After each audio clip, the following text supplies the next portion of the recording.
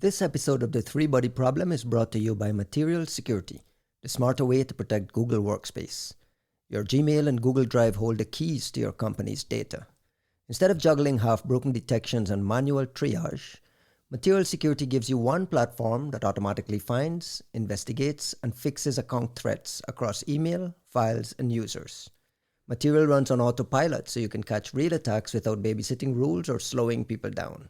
Material Security, protecting cloud and email assets from the inside out.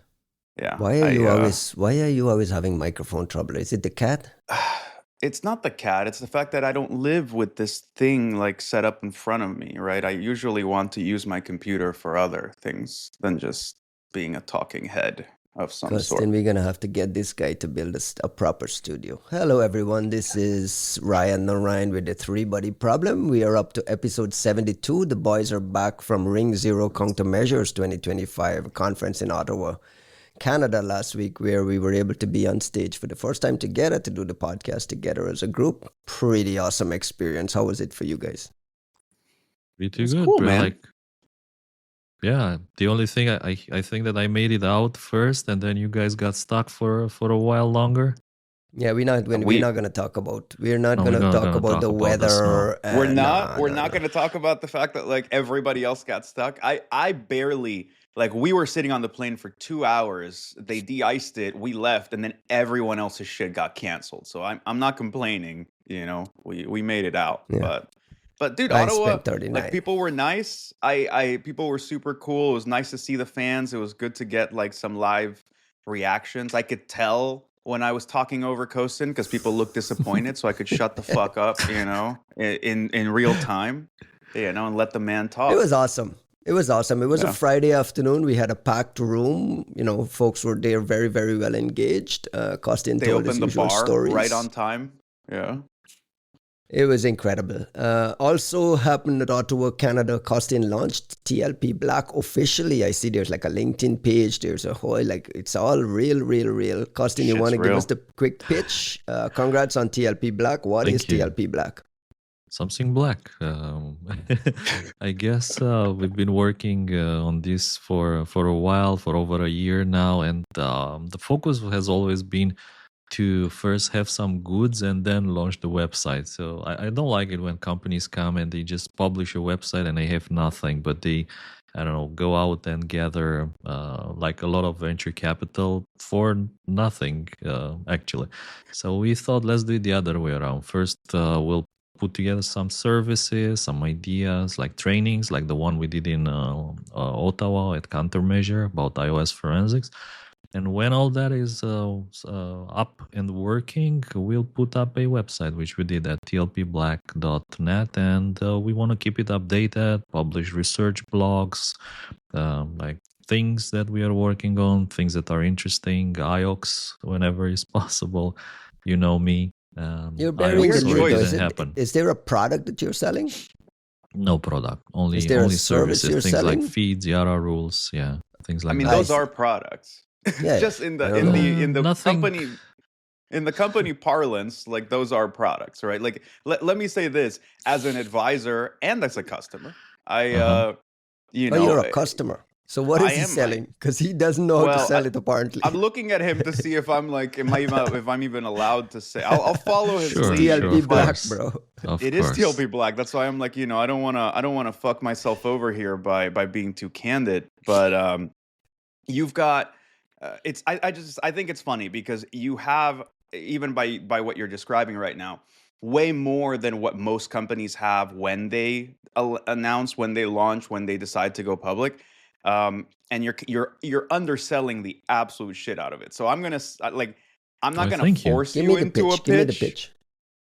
I don't know, man, because Kosin, are you like, how much of this do you want to like actually discuss? Because I'm ready to gush as to like the quality of what you've got there. And I say that not just like as a friend, but because like I am a customer. Like, there's a reason why, you know, my research team jumped on that shit the second we could. So you tell me Is what this we the could say. anti-marketing bullshit y'all are pulling on me where we're not I going to don't think sell it, so. but I okay, I don't don't know think if we can so. sell it. And then all of a sudden the listeners are just like, oh my God, what is going Yeah, on? what is this shit? And like, No. Like everything we have is actually listed on the website. So you can just go on the website, tlpblack.net, and see what is available. Like we're not overselling anything. All that you see on the website is available. There might be some things which are extra There's some available, goodies. but they're not ready yet, like fully ready. But I mean, yeah, we are still small, like just a group of people with some very awesome advisors like yourselves. So You thank you took in for venture being our capital funding or advisors. no? We don't have we don't have any external funding. It's all funded by ourselves for now, and Do we you like to want keep it funding? this way. No, we like to do keep it you? this way, and tell you why. Because I think that we know better in which direction to develop our technical services than venture capital, who might be pushing us to develop commercial things or things that will bring like a very quick inflow of money. So that's not the goal here. The goal is to produce something which is of quality, like valuable, and something that gives customers an edge, like a research edge, as opposed to creating like a quick cash flow. That's not the goal here. Juanito says he's a customer. Is this a product for threat intel practitioners? Is it a product for defenders at organizations? Is it a product for like the threat intel team at Apple? Like what's the sweet spot of your customer I base? guess, And the question is, when you, over the years on the podcast, you've said, I put it into my system. I took the IOX and I put it into my system. This is the system you're commercializing, right? Yeah, this is a system. That's true. Like this is where I've been putting all the IOCs. Like since I left my previous job, I started projecting. Like I started designing new systems that would be required to build threat intelligence support for companies who know how to use it. I think this is the emphasis here is that you need to know how to use threat intelligence in order to take full advantage of it. So if you don't already have a program that knows how to use feeds, Yara rules, how to leverage that, then it will be a bit difficult to use our services. I keep insisting on services because this is what my accountant said. She said you're not selling any products, you're selling services. According to the law and the fiscal law in Romania, we are selling services. We don't have any products. So You sound that's like how it Dave goes. Vitale. We don't sell tokens, we sell intelligence. I sound like That's the right. guy who learns how to do accounting and like becoming more, accustomed to doing balance sheets and profit and taxes and all those kind of things, as Businessman opposed to costing is the IOX. best costing. Well, congratulations. Thank you. I'm happy for you. I know this is something you've been working on for a long time. I mean, the sweet spot is with the audience, so we'll be hearing a lot more from TLP Black in the future. Before we move on, I want to mention, if you listened to the show last week, the live show last week, we have a new sponsor, for real, the folks at Material Security. I want to say thank you to Ryan Noon and the folks at Material Security. I had gotten an early demo of this product when they had gotten like seed funding. They've since raised like $100 million, and I've been getting rave reviews from a lot of CISO friends of mine around their approach to protecting Google Workspaces and Google Drive and the cloud office. So thanks again to the folks at Material Security for the sponsorship. Our doors are open for more and more sponsorships. So you'll be hearing Shit a lot got more real. of us. We're ready to sell out, is what you're saying. No, we're not going to be selling out. We will not be insulting any sponsors. I think that's it's protection money. No, I'm kidding. It's actually pretty cool. Don't let me sort of like say some dumb shit at the 11th hour. We have managed to do this. No, seriously, we've managed to do this for a year without as like just out of the goodness. I want to say the goodness of our hearts, but in reality, out of like the hard work that Ryan has been willing to put in, right? Like Kosin and I show up, we say our bit, we talk Then we shit for go. 2-3 hours. We're like, yeah, make it a 4-hour episode. Then we fuck off, and Ryan does a shit ton of work, and then like a podcast materializes, and we're like, this is easy. Why don't people just do this all the time? Exactly. And it's great to see all of that sort of has turned into a community, into It's a product. people. Well, it's not. It's a service. services. According to Kostad's In Romania, we're just a accountant, service. it's a service. No. But what I wanted to say is, like, if you let's look for 10 seconds, right? Let's be self-indulgent and say, like, there's a community around it. There's people showing up to events. There's people showing up to live streams. You have an insane amount of listeners and downloads every month. Like, we've been joking about it, but like we keep saying, right, like, we have 70 listeners, but like, watching the curve of the amount of people that are actually listening to this is insane. The recognition, like the folks who call, 3 hours after the episode's released, you get calls from very important and amazing people who are like, have comments, and we're like, guys, like, I'm pretty sure you have important shit to do. Like, you should probably not. I don't know that this is like the best way that I expect you to be using your time. And this just feels like after a year of doing this, just because we think it's cool and we're having a nice time and like we want to be a part of the conversation. This getting someone like Material Security and getting some of these other folks who are like willing to support us, it kind of I don't know, man. Like it feels like a kind of validation that this is not just our little hobby project. It is it's a part of this conversation that I think we've been deluding ourselves has not actually arisen around us. I think we wanted to keep the pressure low. We're still not going to take ourselves too seriously. But we do have a real audience. I think the point you're making is that we do have a real audience and an engaged audience.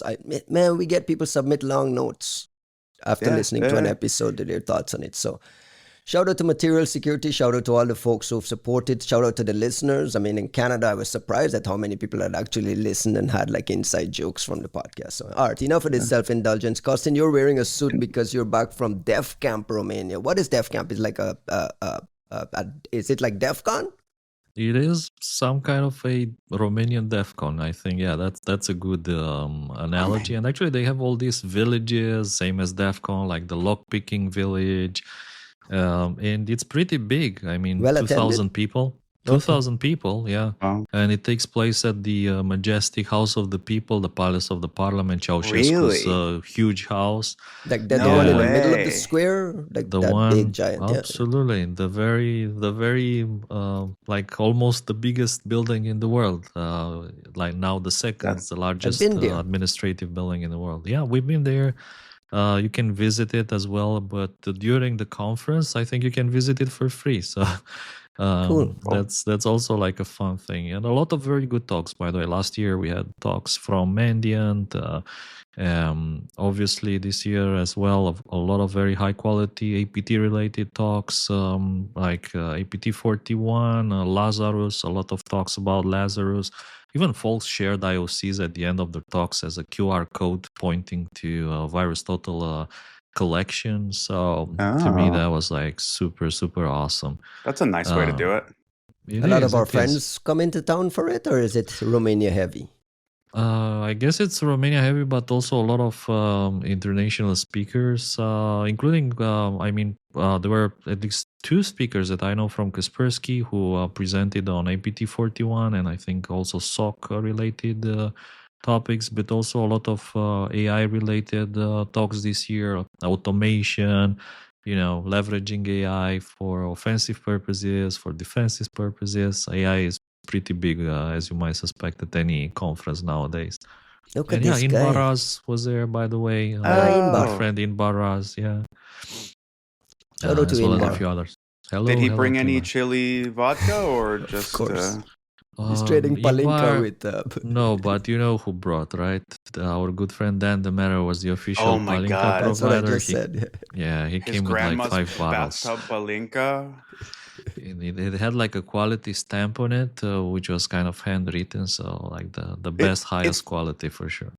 For all the people here who don't know what the fuck we're talking about, if you were big into SAS, right, like our old school, amazing threat intel conference, sort of like the predecessor to LabsCon, there were 2 really meaningful, like, this is back when we all drank and when some of us drank quite heavily, but 2 important contributors. Inbaraz would show up every year with a bottle of Israeli chili whiskey, liquor, vodka, Tequila. And it was dude, we all complained, but it was amazing. I remember that shit to this day. I remember still every feel the shot burn in of my this. throat. Yeah, I still feel it. And then our boy Dan Demeter would Who is show part of up with TLP Black? yeah, Yeah. yeah. Well, so you guys have an in-house Palinka provider. He would show up with this like I don't know if it was like made in a Romanian hooch. bathtub or it was like Romanian hooch and just push it for the whole way there. And many of people might not remember many talks. They may not remember a whole lot of what happened there, but they remember these bottles. So Good it's good to have some times. continuity there. Good Yeah. times. I missed my chance to segue perfectly into our top story when Costin talked about AI at Dev Camp. We got a breathless marketing report out of Anthropic last night that they disrupted the first reported AI-orchestrated cyberattack campaign. Human operators, Chinese state-sponsored group GTG1002, used role-play prompts to bypass safeguards. Then they deployed Claude Code to an automated pen testing and exploitation engine performing reconnaissance, exploitation, lateral movement, data theft. 80 to 90% of this automated. There's a press release, there's a full technical report, and part of it they mentioned that Claude Code, the attackers told Claude that it was an employee of a legitimate cybersecurity firm and it was being used in defensive testing to do a lot of this automation. I've seen two responses to this. Half of the people are like, holy moly, it's here, we've been predicting this, blah, blah, blah. The other camp, I believe, is Costin's camp. What is your response to this report? Well, why? Thank you, Costin's camp. I like that. I like that. My response is, "Where's the IOX?" Like you open the report and like in there on their page, you say like, "Get the full report." And I was like, "Absolutely, I want the full report. I want everything." The full report is like a PDF, which is not very full actually. It's just information that I think that perhaps their marketing department thought it would be interesting for reporters, that would attract a lot of attention. They're Reporters would getting a write lot of about it. big headlines today, yeah. And they are, absolutely. So that worked 100%. But like from a technical point of view, I'm like, man, okay. So like what's new here? Even the group like GTG, I was like GTG 1002, and I was trying to remember. I don't remember GTG 1001 nights. Like I don't remember that. Is it like I'm they assuming know about two GTG. groups? Yeah, Or yeah. do I'm they know guessing they like know about two 1,002? groups. They know Well, two they groups, might know right? Like, three if they started counting at zero, oh, right? zero? The way Yeah. maybe, but It's no, like the because optimistic. they keep referring to their own previous campaign. I don't remember what it was, like vibe hacking report. So I'm guessing that's 1001, and this is GTG 1. 1002. Yeah, I 22. Listen, the absence of IOX is a big, big, big thing here. I mean, what I would don't be want the to. IOX? I don't want to put you into a box, but you've Put me in a been like fucking this. box. Like I'm trying to be nice, and like I don't know how to be in this. It's like really fucking hard right now. All right, you give me a response then. Let me not. I don't want to frame a question and put you. I was gonna say you're Mr. AI here. You're Mr. AI shill here. Defend this shit.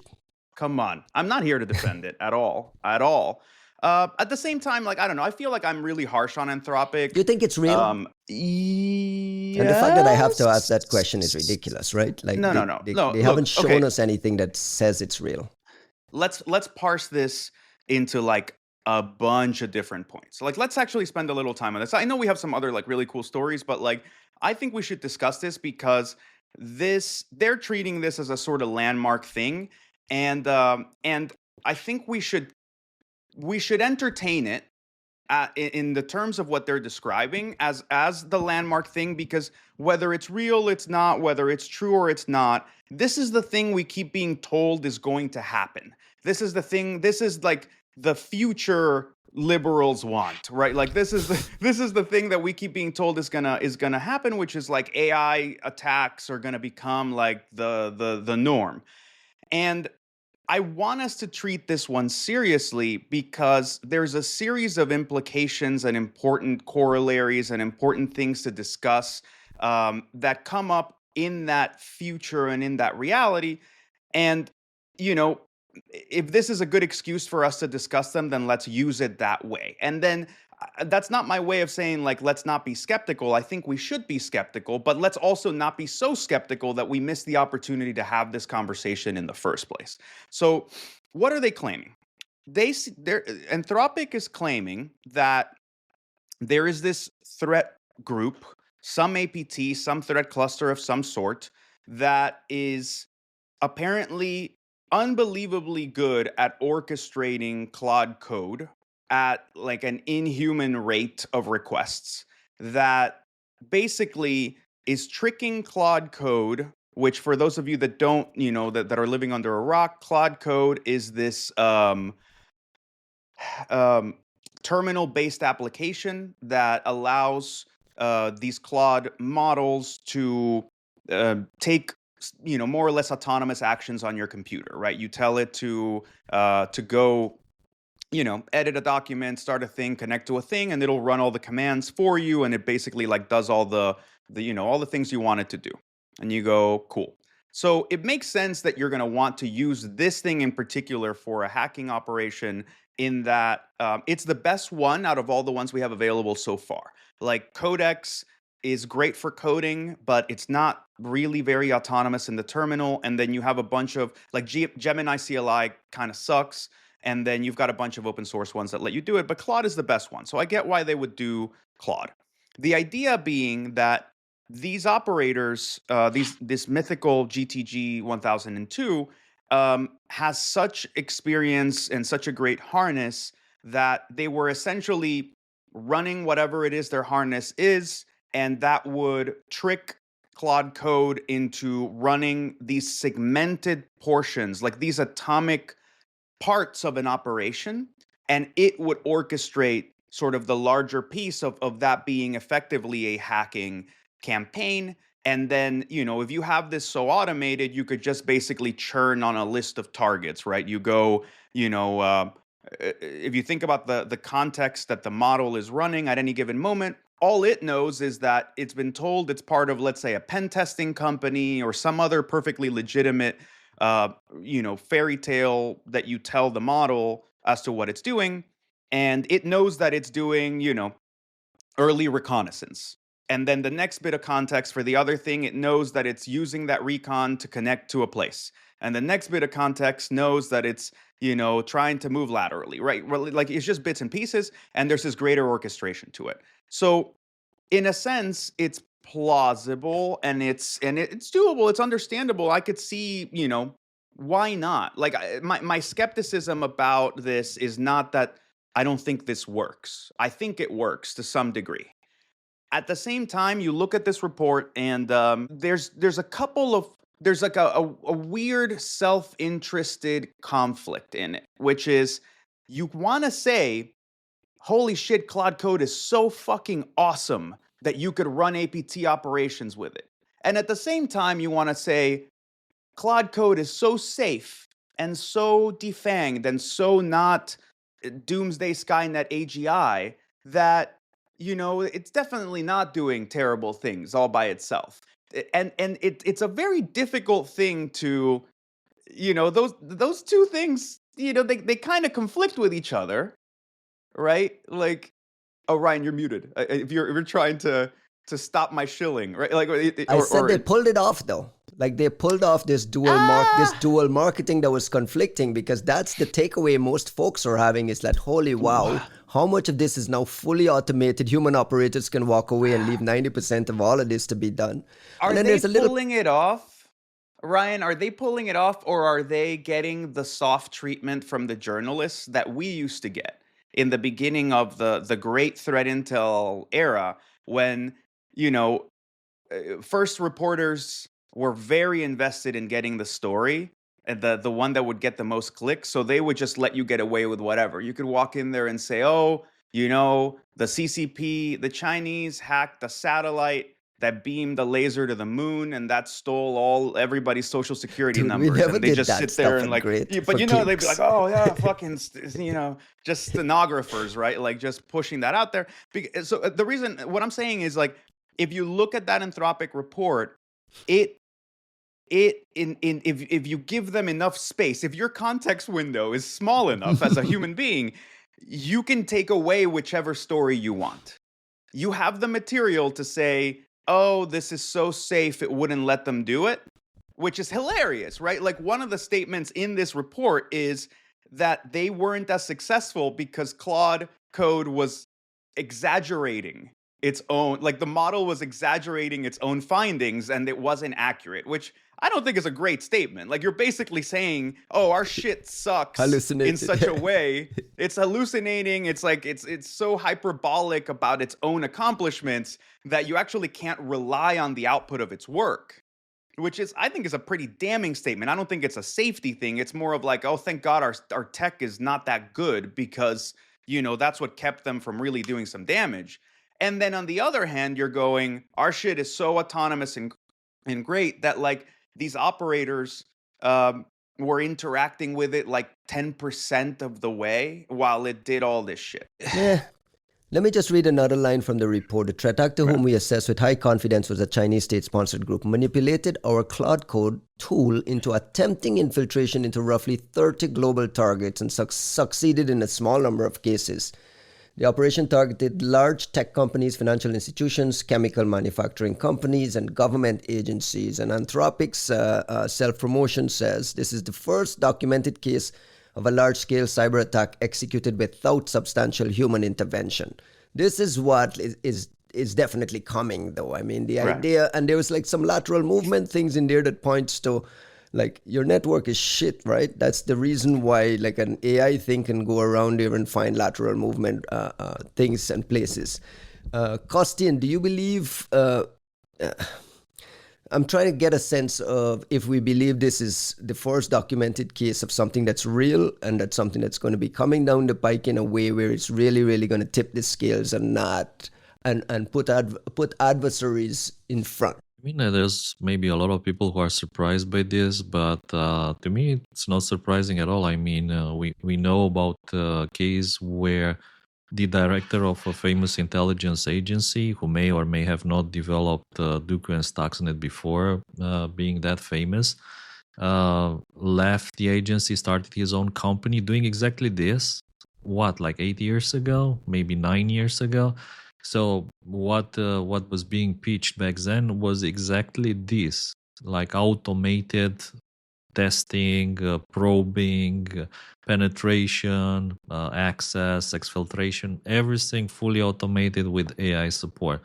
And that was available like 8 years ago. So I don't know like how to judge that. What is different maybe here is that they leveraged the $20 per month Claude Code access. No way. They would have needed the $200 one at least. Or the 200 versus the $200,000 subscription that professional product might have. So yeah, reducing the cost may be the big differentiator here.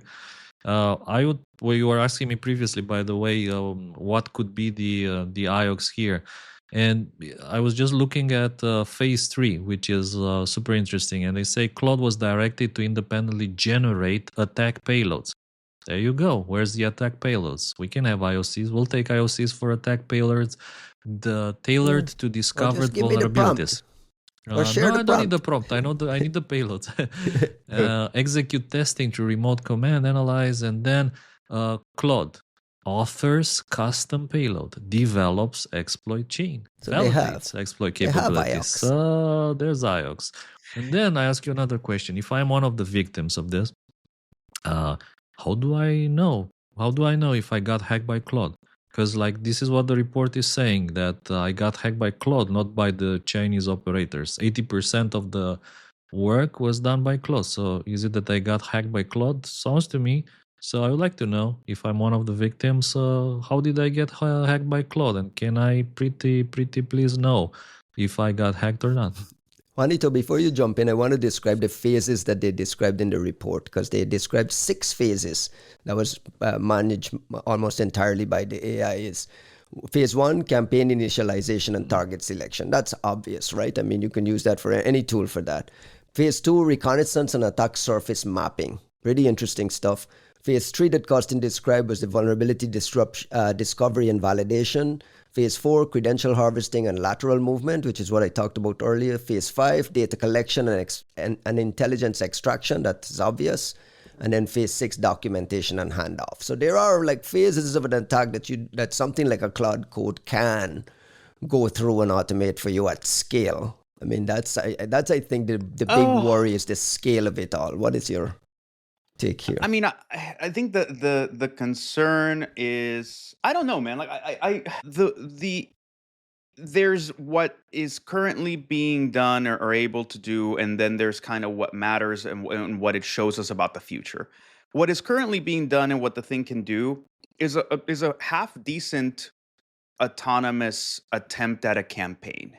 Most of what they're describing at phases is the phases of the use of the tool and its development, and it's not necessarily one-to-one with what we would think of as a campaign, right? Like if anything, each run that they're describing, right? If you have 30 targets, let's say you have 30 targets, which they didn't say that Claude had been used to find those, right? To find the targets and find their infra and whatever. Maybe they used a better model, right? Like who knows, right? But I'm kidding. I'm really kidding. But DeepSeek. Look, the thing here is it's a very weird narrative, and I'm trying to figure out why it sits so uncomfortably with me. But you can do this. Like you can do this, right? If Anthropic were not so like gun ho on its guardrails and its bullshit, which frankly, if I make fun of Anthropic all the time, it's not because I really dislike the company. I really don't. Their tech is great. Like honestly, the research mode for Claude app is phenomenal. The integrations for the Claude app way better than ChatGPT's native application, and Claude Code is the best CLI model thingy that you can use. At the same time, I think Anthropic's priorities are all over the fucking place, and this obsession with safety is a sideshow that makes them look foolish, and it clearly isn't stopping anything, right? Somebody and the just human feeling of the model as well. Don't forget that. Somebody, the feelings, the ethics, the ethical concerns and metaphysical considerations of the model's being and its soul. I mean, this that's is the kind all of real shit too. He's not making that dude, it shit just up. bothers the absolute fuck out of me. But it's a sideshow, and what I'll say is, you did all that bullshit safety nonsense to train a model that to me acts like a fucking sociopath. Like these people, I don't know if I don't have children, but I know enough about like developmental psychology to tell you that like if you badger your kid into feeling surveilled and morally evaluated for like at every point, it will just learn how to lie extremely effectively. I think anybody who's ever had a teenager knows that, except the people at Anthropic, because they've managed to do that to train their models. And it's funny that they are now left with these models that are like extremely people-pleasing and hyperbolic and inaccurate, but very good at virtue signaling. And and that's fun. Sorry, bringing that into the context of this discussion, that's what they're describing when they say, well, the model was lying about its accomplishments, so the operations didn't go down so well. And I'm like, so let me write a press release about these accomplishments. Yeah, this isn't the flex you think it is, because frankly, like, that's why I can't rely on Claude Code, but clearly this Chinese threat group can. Now, where I think it's really interesting is, if this were me, if I were running this threat intel operation, this campaign, the analysis of this campaign, what's more telling to me is that these people seem to have shown up out of the box with the ability to orchestrate and harness the model exceedingly well. And that is not a small thing. Like that's where I think they're focusing on the wrong thing. They're so excited about the finding that if you were an experienced threat intel person, I would look at this and go, well, this product doesn't work that well on its own. Most people can't get it to work this well. So clearly you people have been this isn't the first time you've used this. So I would have immediately gone into, how do we figure out in what other accounts and what other ways Where did they cut their teeth? How did they learn how to use Claude Code this well? How did they learn how to prompt it this effectively? What harness are they doing? How did they develop this harness? Did they use Claude Code to develop the harness? You probably have all of the intel you need to say, yes, this operation was segmented, and they almost certainly, I doubt that there's Maybe like a this is why fucking, they know it's Chinese 1002. well, sure, but this is where they're not sharing the right stuff with us. They're telling us the flashy external, carcass of the thing, but they're not telling us what they actually know about the threat group. Because, I'll tell you this. You know what's epically missing from this thing? How did they pay for this shit? Claude Code is expensive. Claude, I have been paying for the Claude Max $200 plan, and I get cut off all the fucking time. So how do they run 30 operations at an insane rate of requests? I'm assuming that there's some fraud involved. So this must have been quite painful for Anthropic, in that I doubt that the MSS put down a fucking credit card and paid for all these API requests. They must have been stealing from somewhere, right? So like somebody else's keys or credit card fraud or whatever was involved in this. Interesting. that's another. Okay.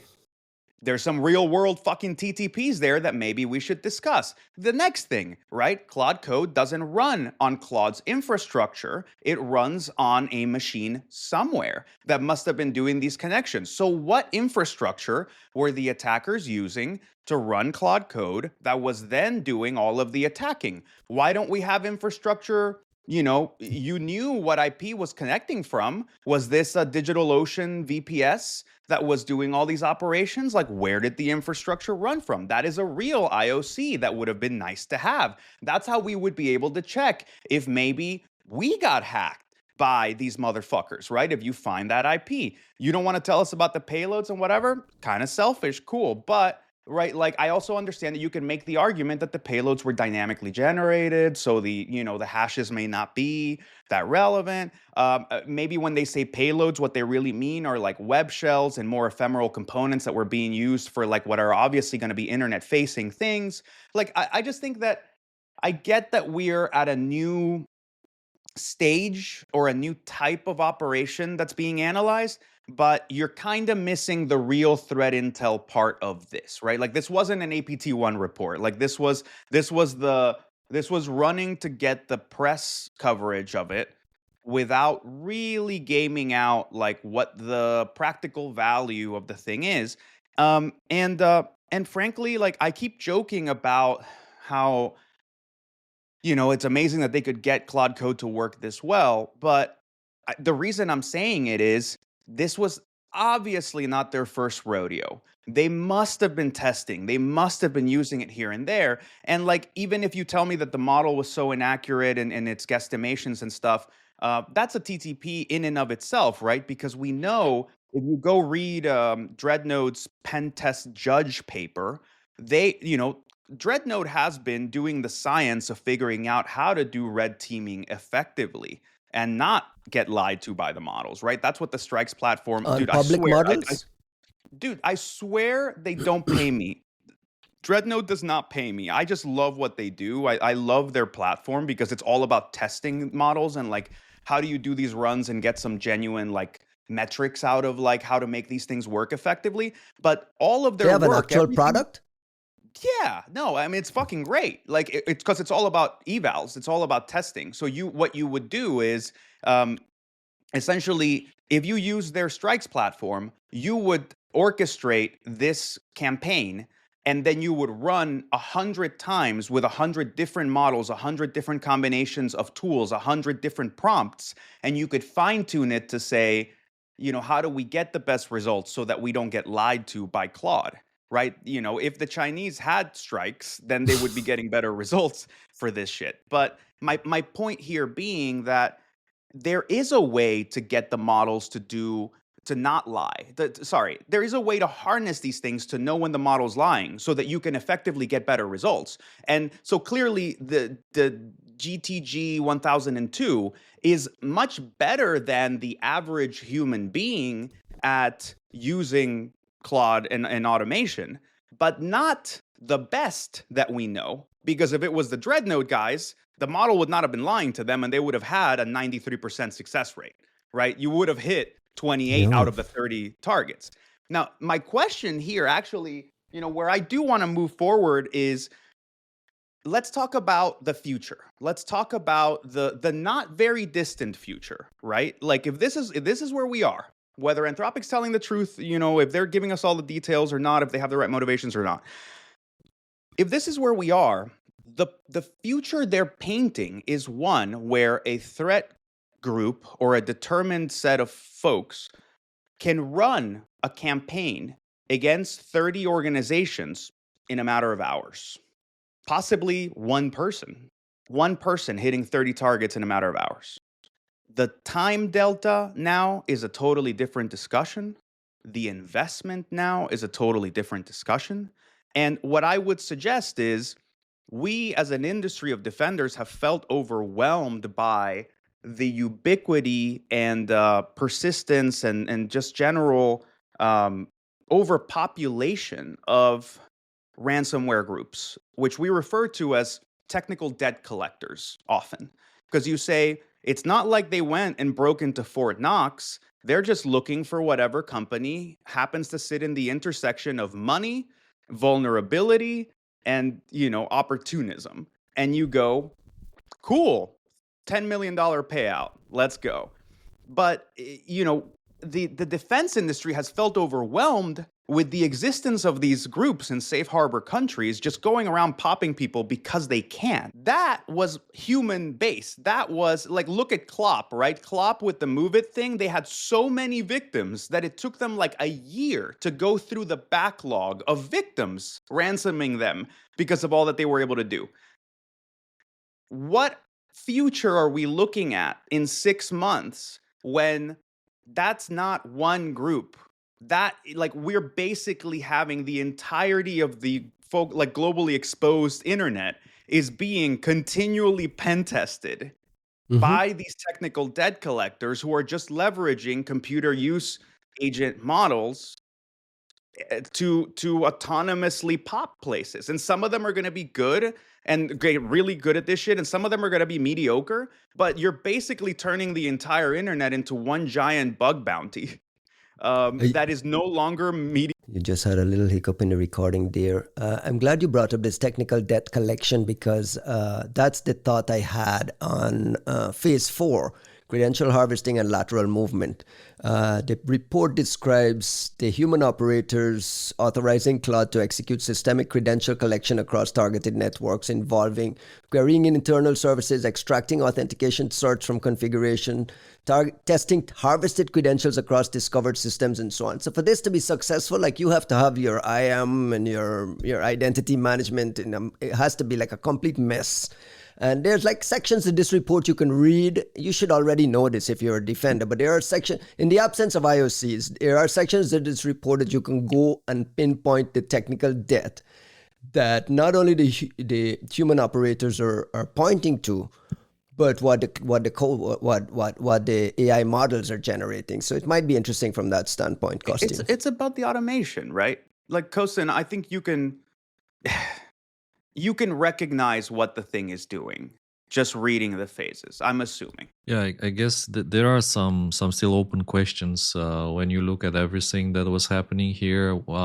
The more I read it, the more it looks to me that this is a kind of advertisement for the use of Claude to do offensive cyber operations. I mean, the other question is, of course, why didn't they use I don't know, ChatGPT or one of the OpenAI models? Does it mean that this is probably what they settled on, and this is the best they were able to find, and then, Or like maybe I they're said, running this all is in another parallel advertisement. and only Anthropic was able to find it. No, because my experience with ChatGPT, that wouldn't even translate like Russian and Chinese pages It's true. because it's offensive. Let alone And in like that case, what then a lot of it must be exploits.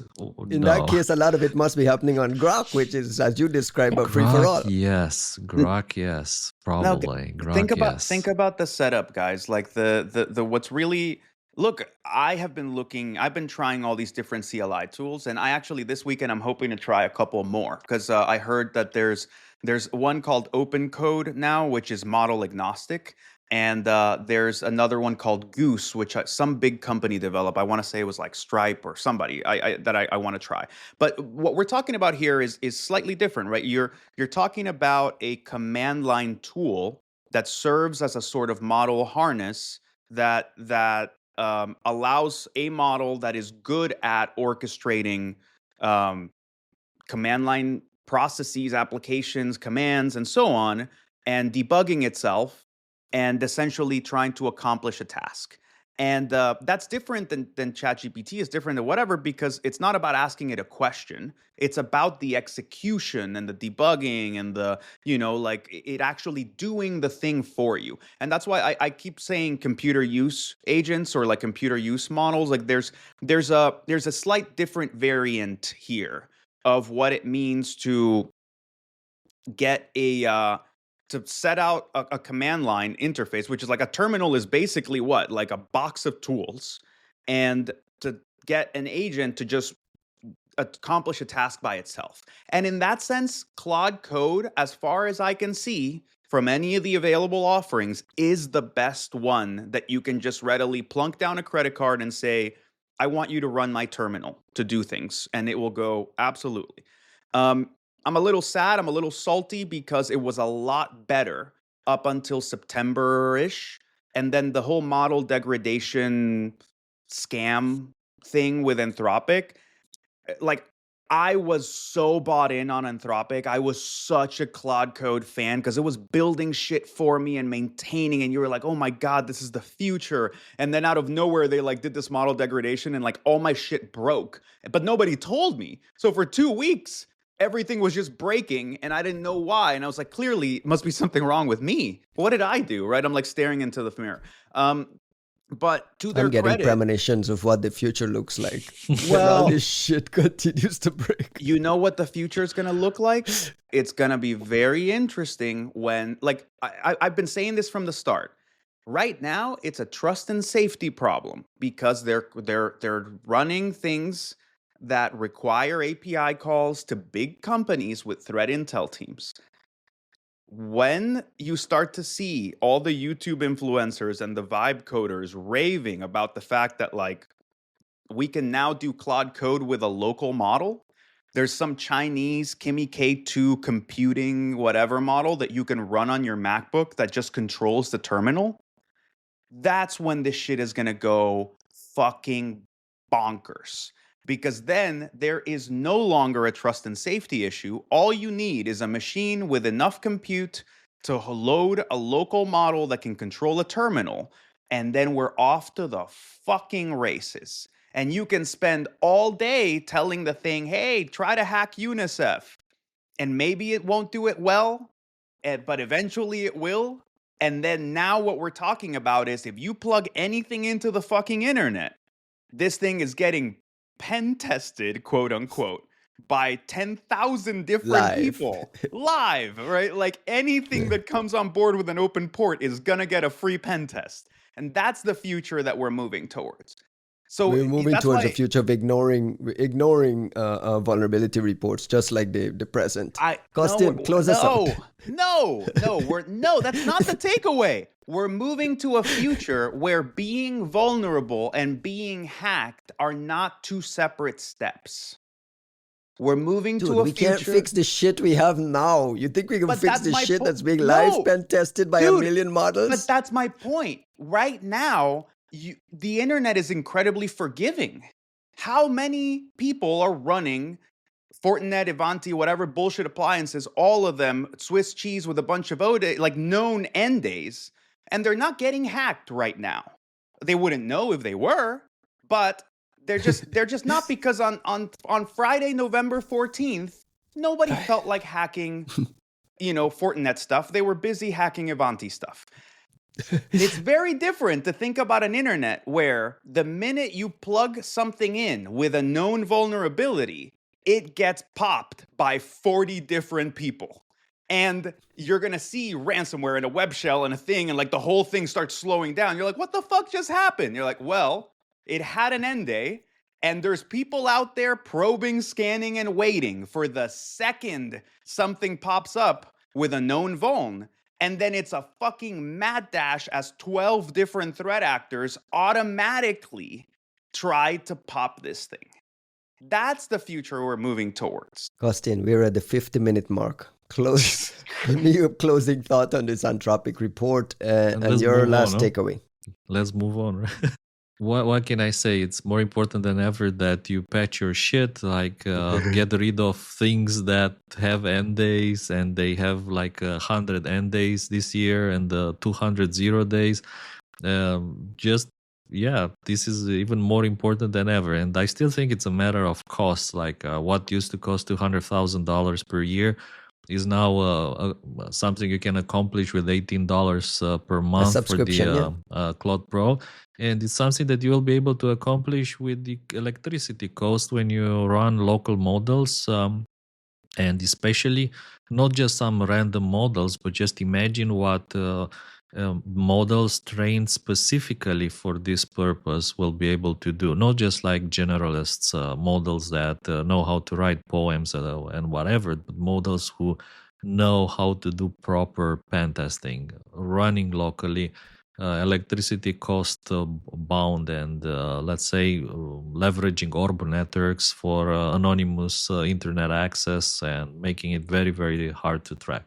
That's why I say it's important to have more than ever like secure stuff in your infrastructure. You have logs, and to be able to leverage reputation services like IP reputation, alert on VPNs, like unusual traffic spikes going both in and out. I know that in many cases this is what gave the attackers away.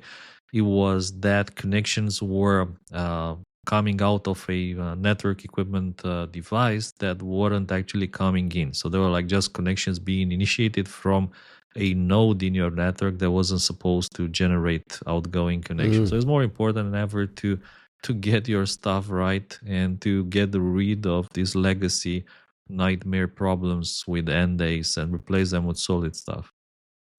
Is it possible that this GTG 1002 could be a company like KnownSec? I'm trying. You like my segue there? I see you. That was a very subtle one. But you say like, maybe it is KnownSec. There we go. Maybe this disclosure is tied to this KnownSec breach and dump. The next story on our list here is KnownSec is, I believe, described as the largest Chinese cybersecurity company. More than 12,000 internal documents were leaked online from KnownSec. There was kind of it was on GitHub for a minute, uploaded by an unknown individual, not a minute, but for a few, and got removed. Not many people have actually gotten their hands on the files based on what I've seen, except for a handful of folks. Costin, did you get a chance to grab the KnownSec leak? I did not, and actually I don't know anyone like in my circles, in my book, who got their hands on it. So if you have a copy, I would be interested to take a look. This is what I'm hearing. That's why I said I don't know anyone that's gotten it. No. But we've seen some Twitter descriptions from some folks on Twitter describing some of the tools there. It's kind of been positioned as close to what happened with Vault 7. Is there parallels there? What have you been able to? What is your takeaway from this? What we know about this KnownSec breach? I look at Juan and he looks like the kind of person who has the leak. So he looks like, let me imitate Juan. He looks like this. And it feels like he has the leak. So like in one of his secret circles, people have the leak. Or maybe those people actually uploaded it to GitHub in the first place. And then it got deleted by other people who didn't want the first people to share it with us or other people. Before you jump in, Juan. I would let Juan to say. I'm not jumping in. I'm not saying shit. I'm still thinking about Anthropic. Sorry, keep going. Before you jump in, I just want to, based on what the reporting says, the leak allegedly contains extensive details about KnownSec's contracts with the Chinese government, hacking tools developed by its employees, and a list of targets from where the company gathered intelligence. Before you jump in here, Juan, who would be the U.S. equivalent here? Like, what if you could describe KnownSec as they would be, say, Mandiant? Would they be? Who would they be? Oh no. Okay, so this story is a lightning rod for bad takes. So that's why you kind of see me being, making a shit ton of like faces. First of all, that Vault 7 comparison, like, was fucking idiotic. Shades of Vault 7. It was idiotic. It was idiotic. Like, I don't know who wrote it. I'm sorry to whomever I'm insulting. That was a bad, dumb fucking take.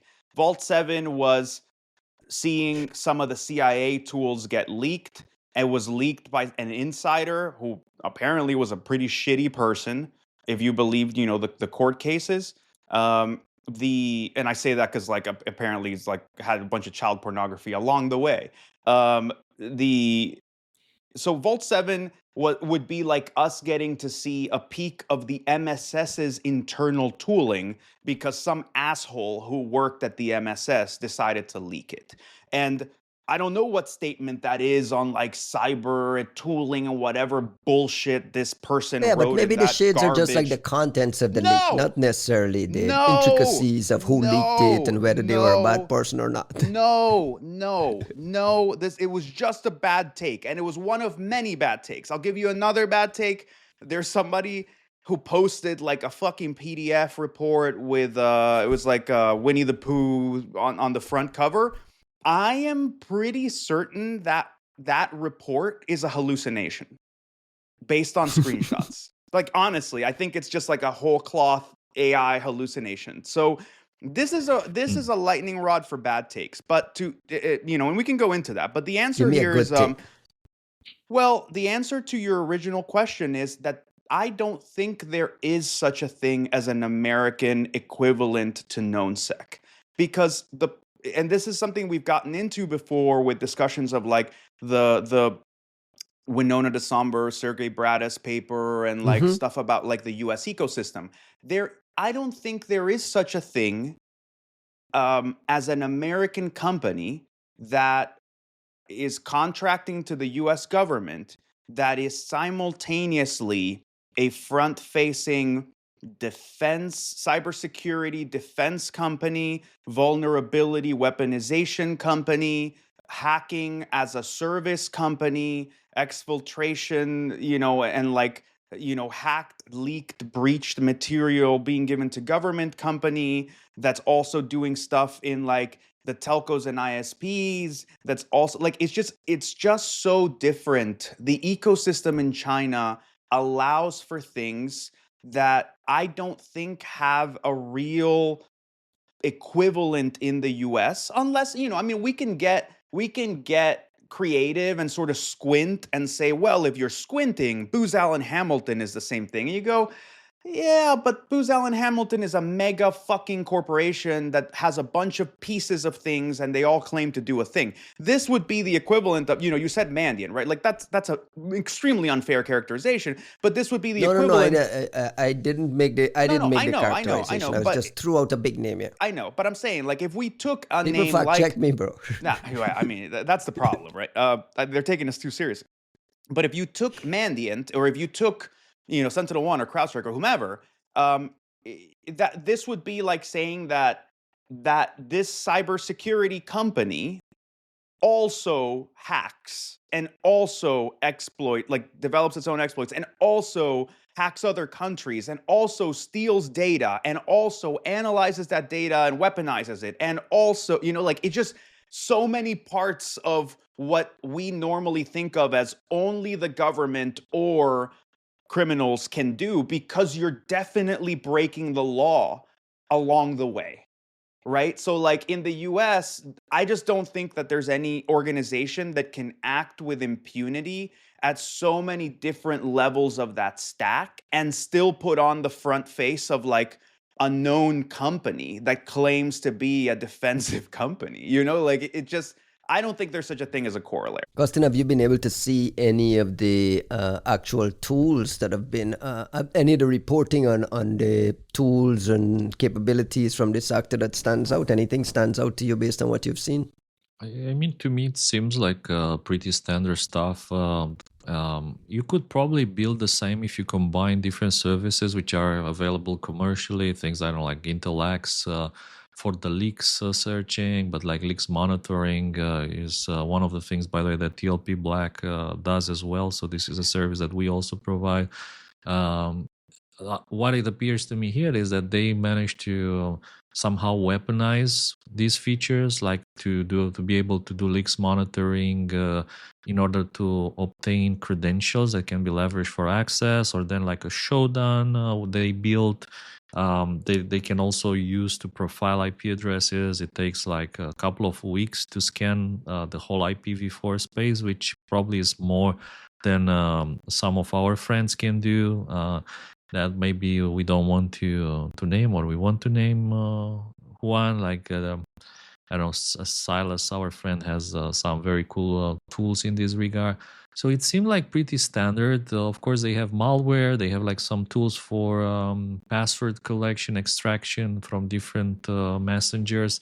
So it seemed like a collection of things that are not necessarily, none of them is super amazing, but something that you can put together, and you would expect somebody to put together if they built an offensive security business, a business that can actually hack into networks, like they have intelligence about IP addresses, about who's running them, who is behind, where like the company surface is actually exposed, and so on and so on. There's this proof, or like some kind of evidence of stolen data.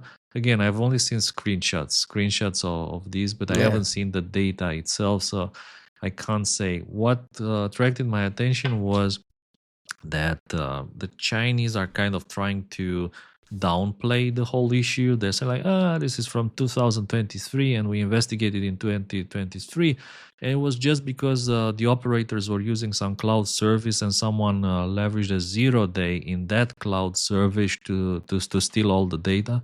And it's not really our fault, and we reported to the authorities back in 23, so the case is closed. There's nothing to see here. Which to me just opens more questions, and it smells like they're just trying to downplay, and this is probably bigger than they're trying to suggest it might. And of course, it would be very interesting to know which cloud 0-day was used to pop these guys, and who did it. Who was it? Who would be like? Is it like Taiwanese military, or Taiwan hackers, or like who would have the interest? Maybe Indians. Who would have the interest and knowledge and skills to do something like this?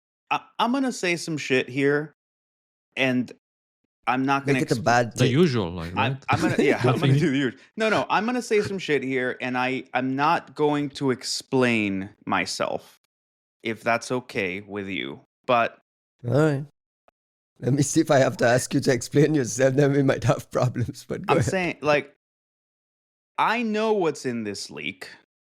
It's much, much, much, much, much, much bigger than what's being stated. There's a small group of people who know what's in this leak. The Chinese are underplaying the absolute fuck out of it. I don't know who hacked the thing. I would love to hear from the country that must have done this, because I'm pretty sure this was some nation state level shit. And you know that you have a lot in there. A lot in there. And this was a pretty weak sauce attempt at an info op by just like putting it out in these tiny bits and pieces, the same way you did iSoon.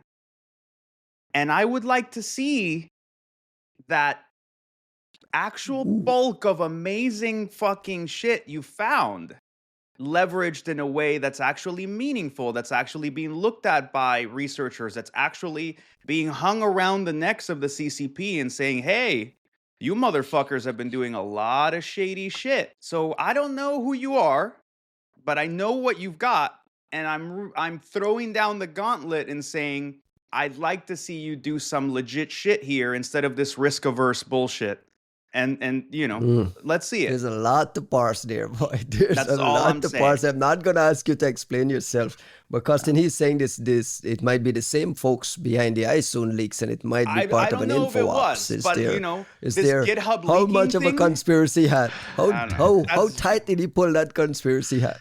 I'll say only one thing, which is that I saw it coming from the look that he was giving, from that composed Early, you called it posture. early. It was obvious that he has friends who have the leak, or he has friends who have seen the full leak.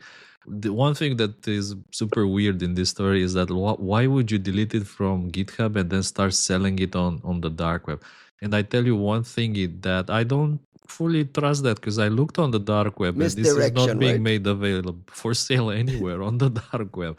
So I call that bullshit unless someone has a link on the dark web where this is being sold with some kind of a proof. I think, that is some kind of misdirection. It could be like an info went wrong. Somebody published on GitHub and then like, why did you do that? There was like no approval for this, was never approved. Like, why? Like, take it down immediately. Okay, we take it down. And let's Yeah, say but that now we sell it or something like on the dark web.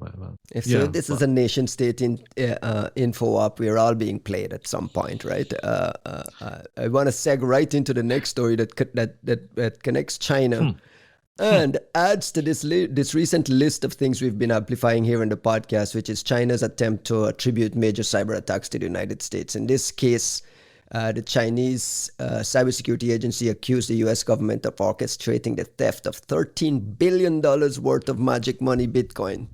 According to Patrick Howell O'Neill and Mu Yao Shen at Bloomberg, the theft of 127,272 Bitcoin tokens from the Lubian Bitcoin mining pool took place in December 2020 as one of the largest crypto heists in history. Well, remember we discussed it before. We actually talked about this in one of the previous episodes, and we were discussing the idea that maybe this is not a real hack. I think someone in our chat, maybe it was Kyle, who suggested that it may be some kind of a self-theft, like they stole it themselves and then pretending it was stolen by someone else. Info op, the evidence that was available back then, it didn't seem to suggest that, because these guys were actually posting messages on the blockchain saying like, hey, can we have it back? We'll give you like a white hacker bounty if you return the stolen Bitcoins. Obviously, yes, they were never returned.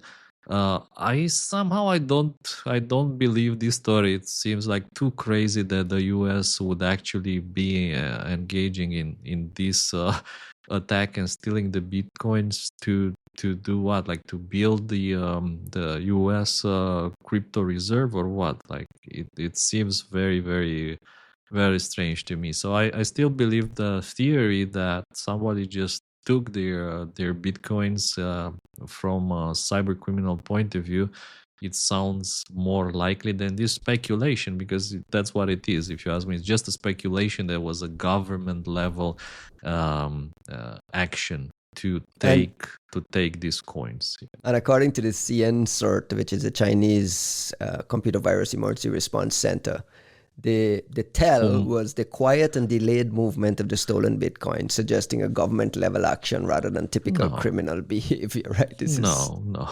Feels ridiculous. And this is ridiculous because that's not what suggests government level action. And moreover, let's keep in mind that the CNCERT, they do appear in our episodes quite often recently, and not from a very positive angle, but with a lot of reports that either have like blank IOCs fields or hashed IOC fields, so you can't figure out what's going on. Or the like report is an image in Chinese. Or like weird attribution claims without any supporting proof. So I wouldn't trust this too much. The CNCERT people.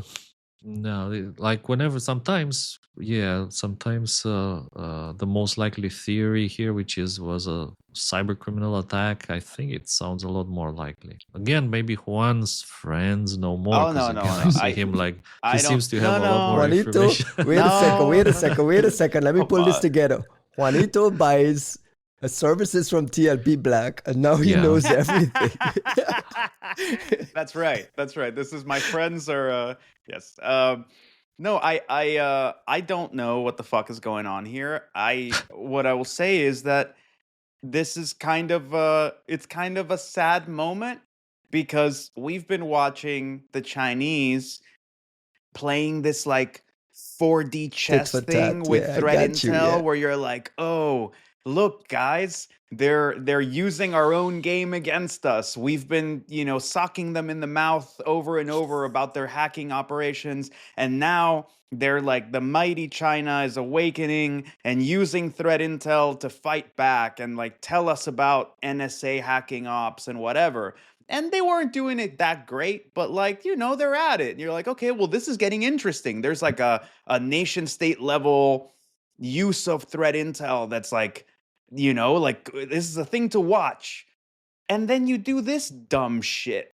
And you just kind of you just blow your dick off by like saying something so patently dumb and ridiculous that you just look like fucking amateurs. So we can go right back to being like, nah, this is just China claiming dumb shit. Thank you, China. Goodbye. Right? Like it just deflated the whole fucking thing.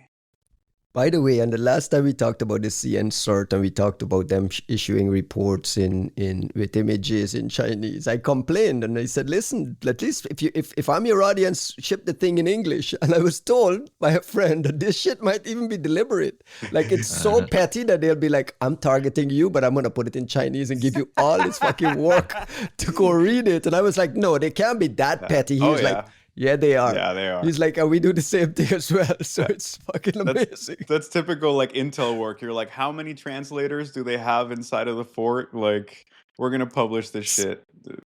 But Costin, there is $13 billion worth of Bitcoin stolen from somewhere and missing. And it's a real story, right? I don't understand your magic money world, so...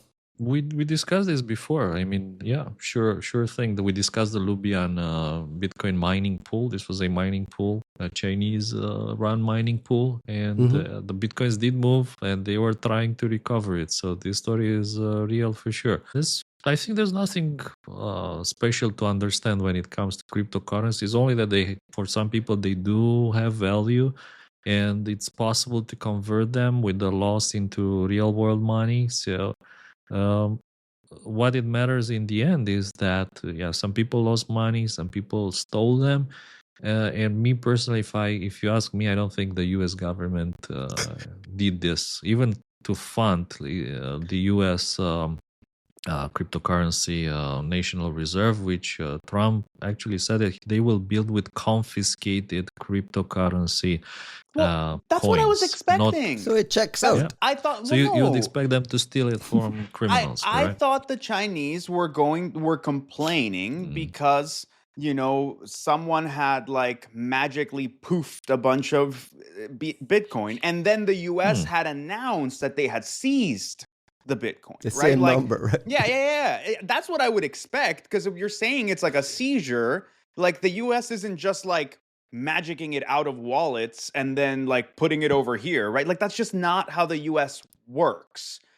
Even if we had a change in policy where you go, yo, when we find some stolen shit somewhere, we're going to get it back, we're going to put it in this vault.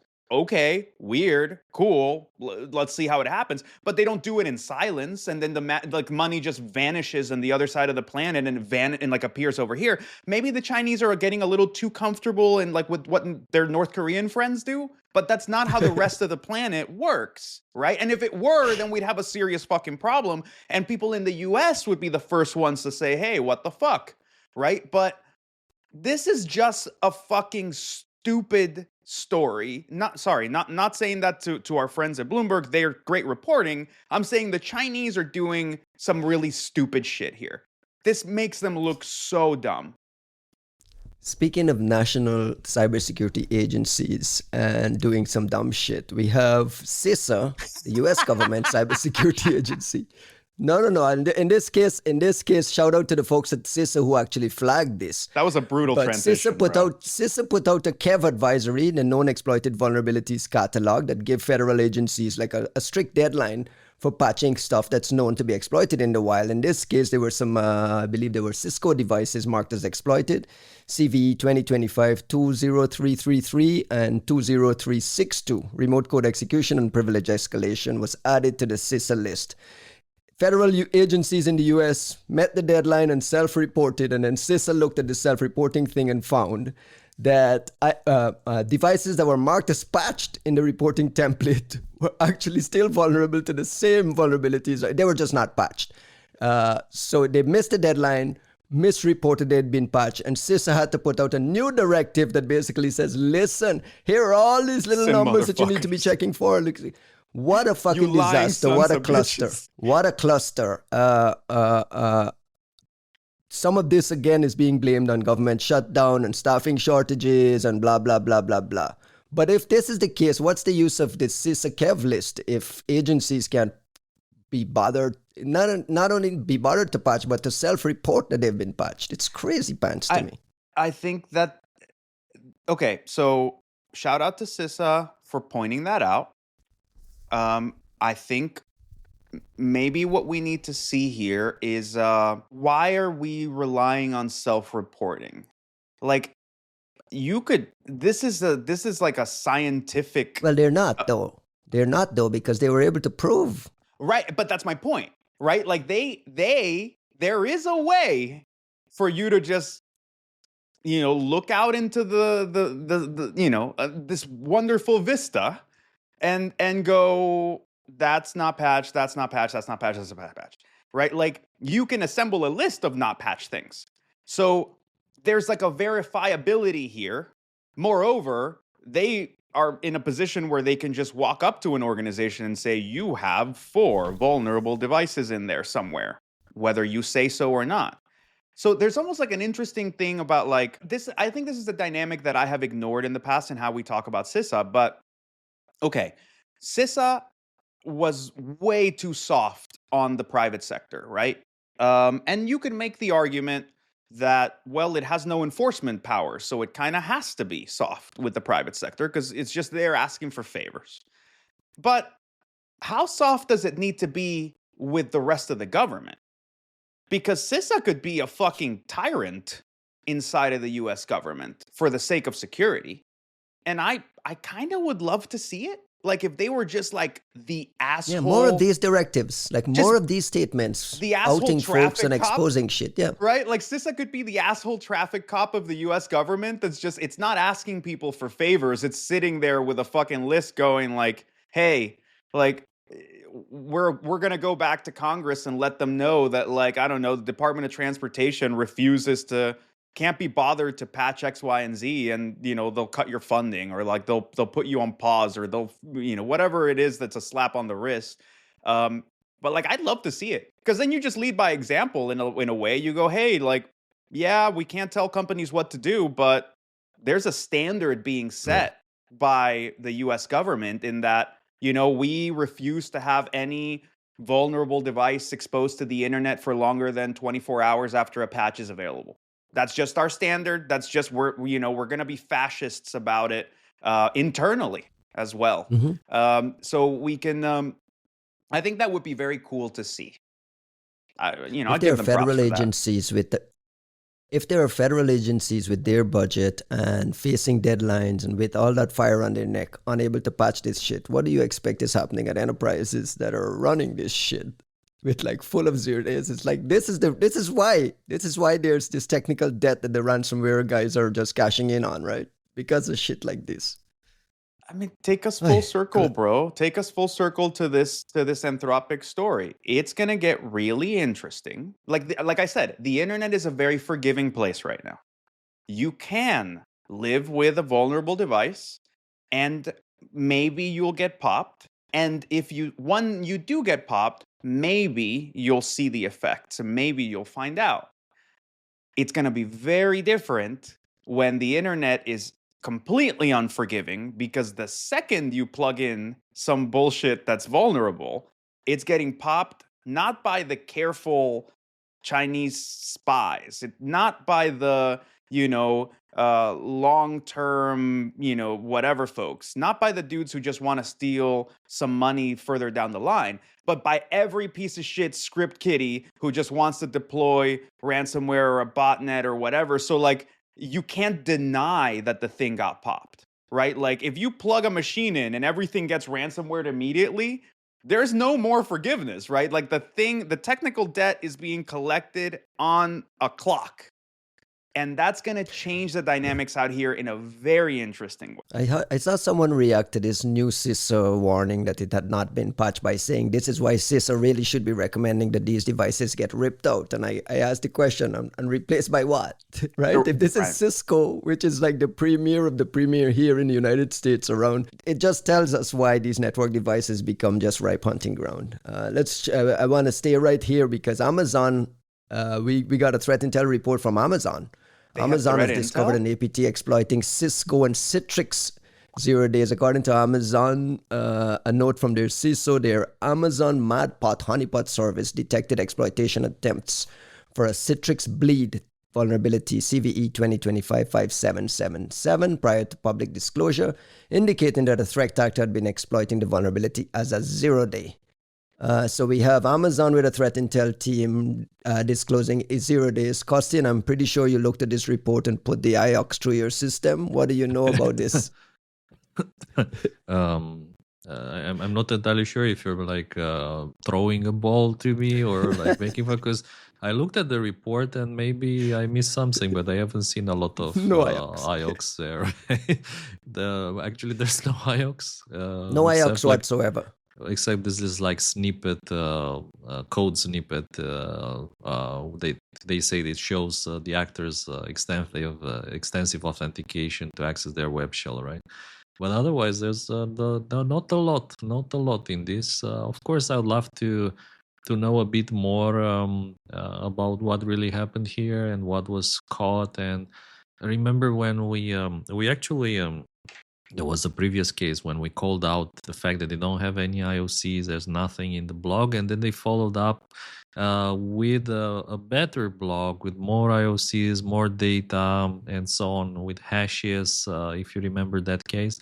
Amazon? With the different or is that Oracle? No, because I thought it was Oracle. With Oracle. Oh, I don't want to name and shame anyone, like, although it may be like a name and it was Oracle. praise. Amazon it's deserves... name and praise. No, Oracle reserves some praise on that one.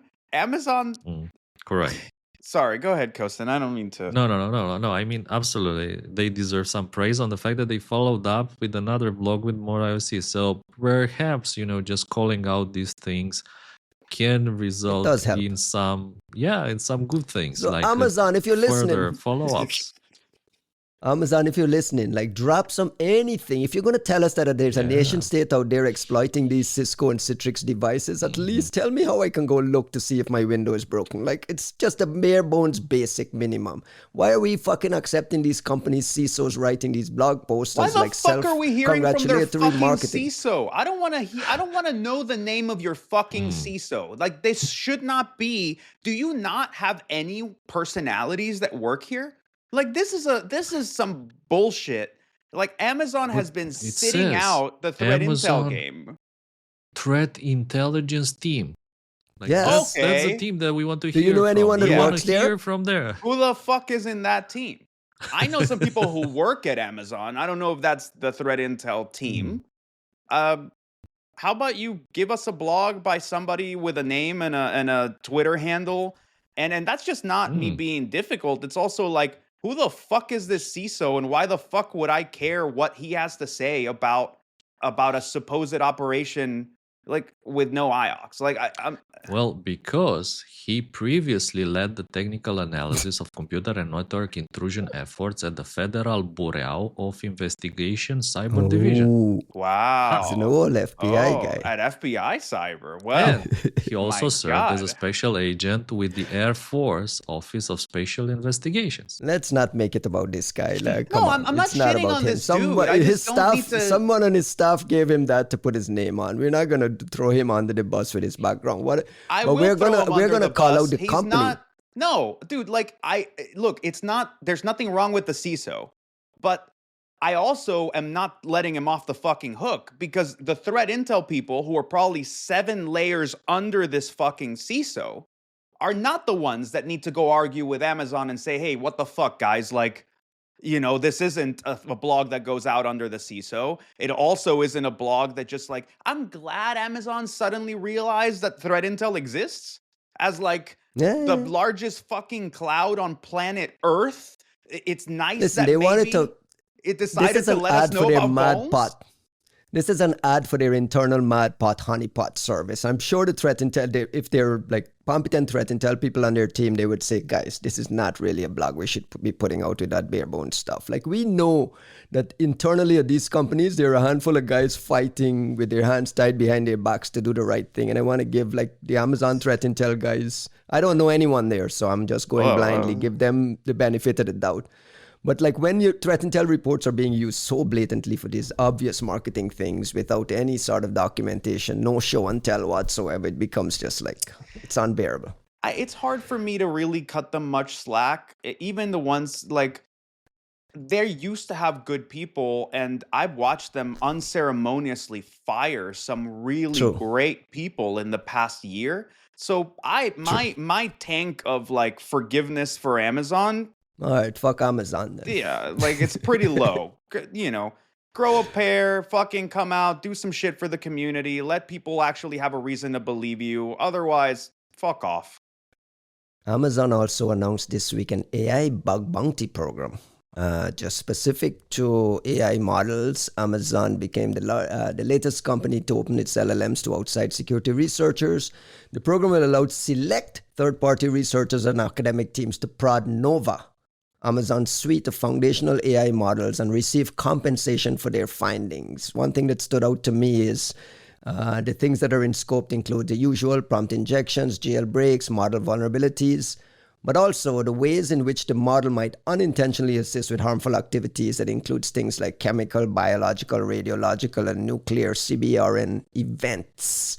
This is something to applaud, Costin, the ability to pay things, or you expect this to be one of those Apple SRD devices things that only goes to 3 people that no one has ever seen?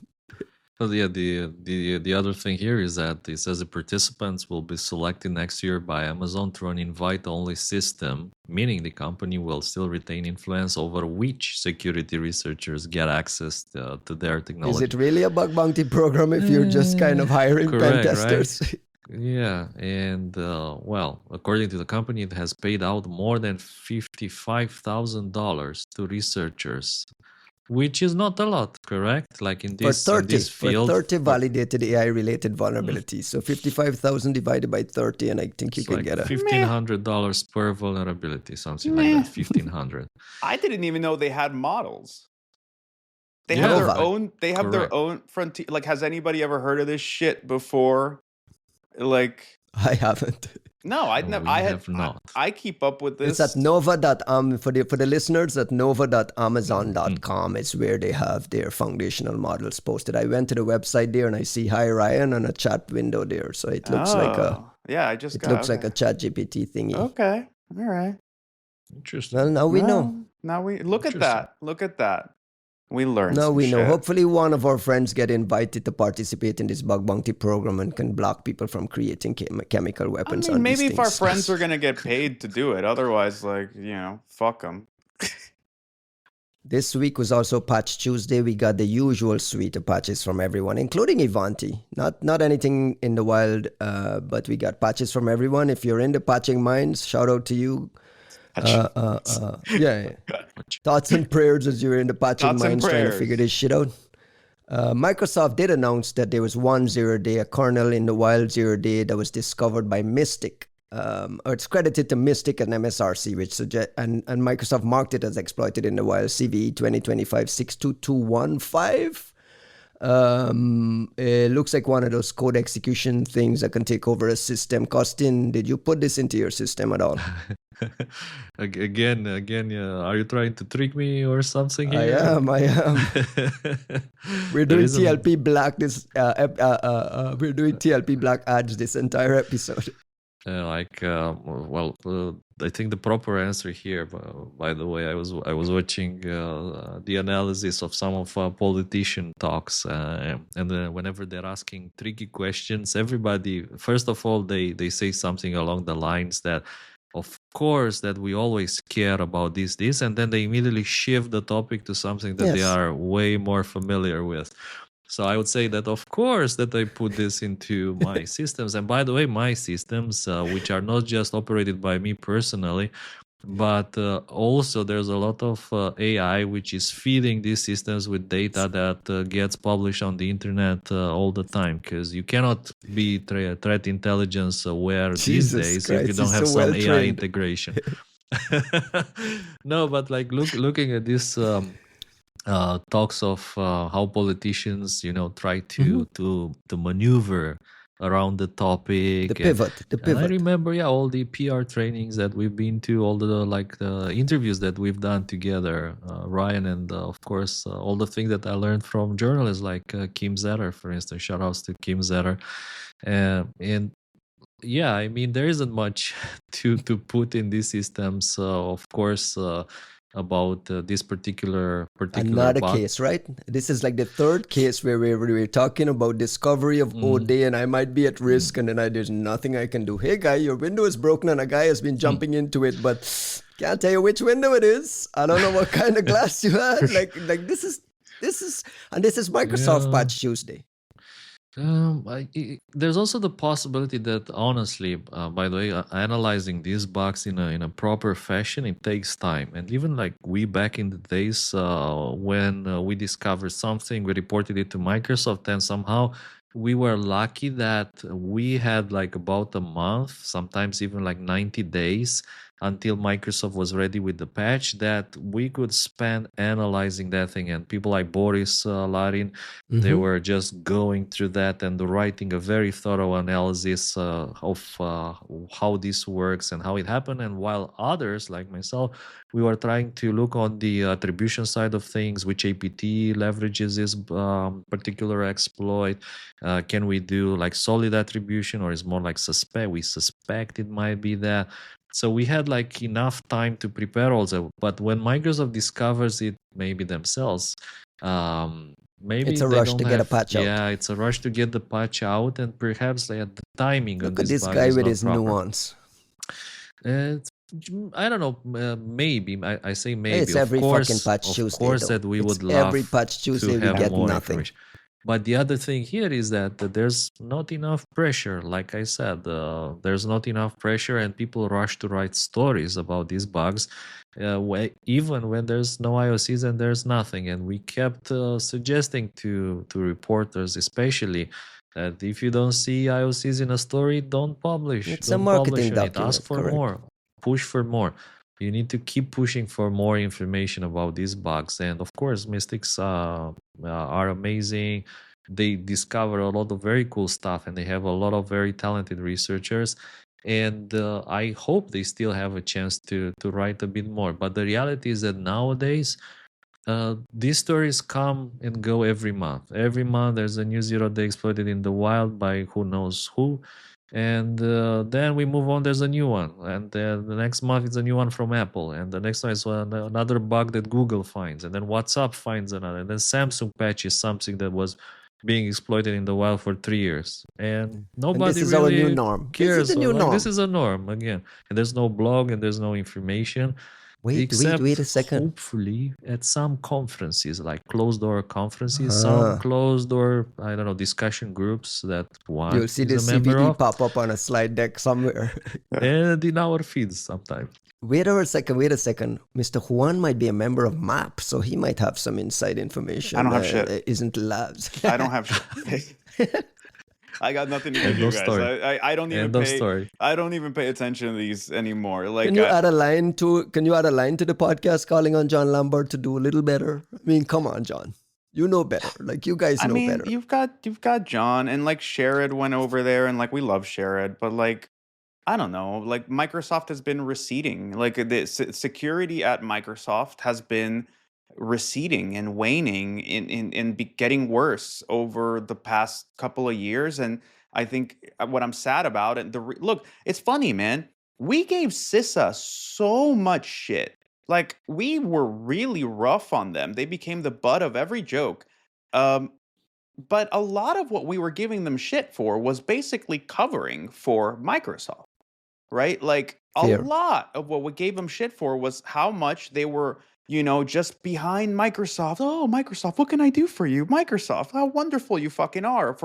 They promised us a thing. They never gave it to us, but they promised it, right? Like they never leveraged their position to make Microsoft do anything. But if you remove CISA and like the judgment of CISA for covering Microsoft, the reality is just Microsoft at some point stopped giving a fuck. Somebody at Microsoft decided that security wasn't a thing that they like, that the goodwill they had built up didn't fucking matter, that the MSRC and all of the reporting stuff didn't matter anymore. They stopped doing any of the Mystic threat intel like engagement that they used to do, like the old black hat parties where we'd all meet up, and that's done.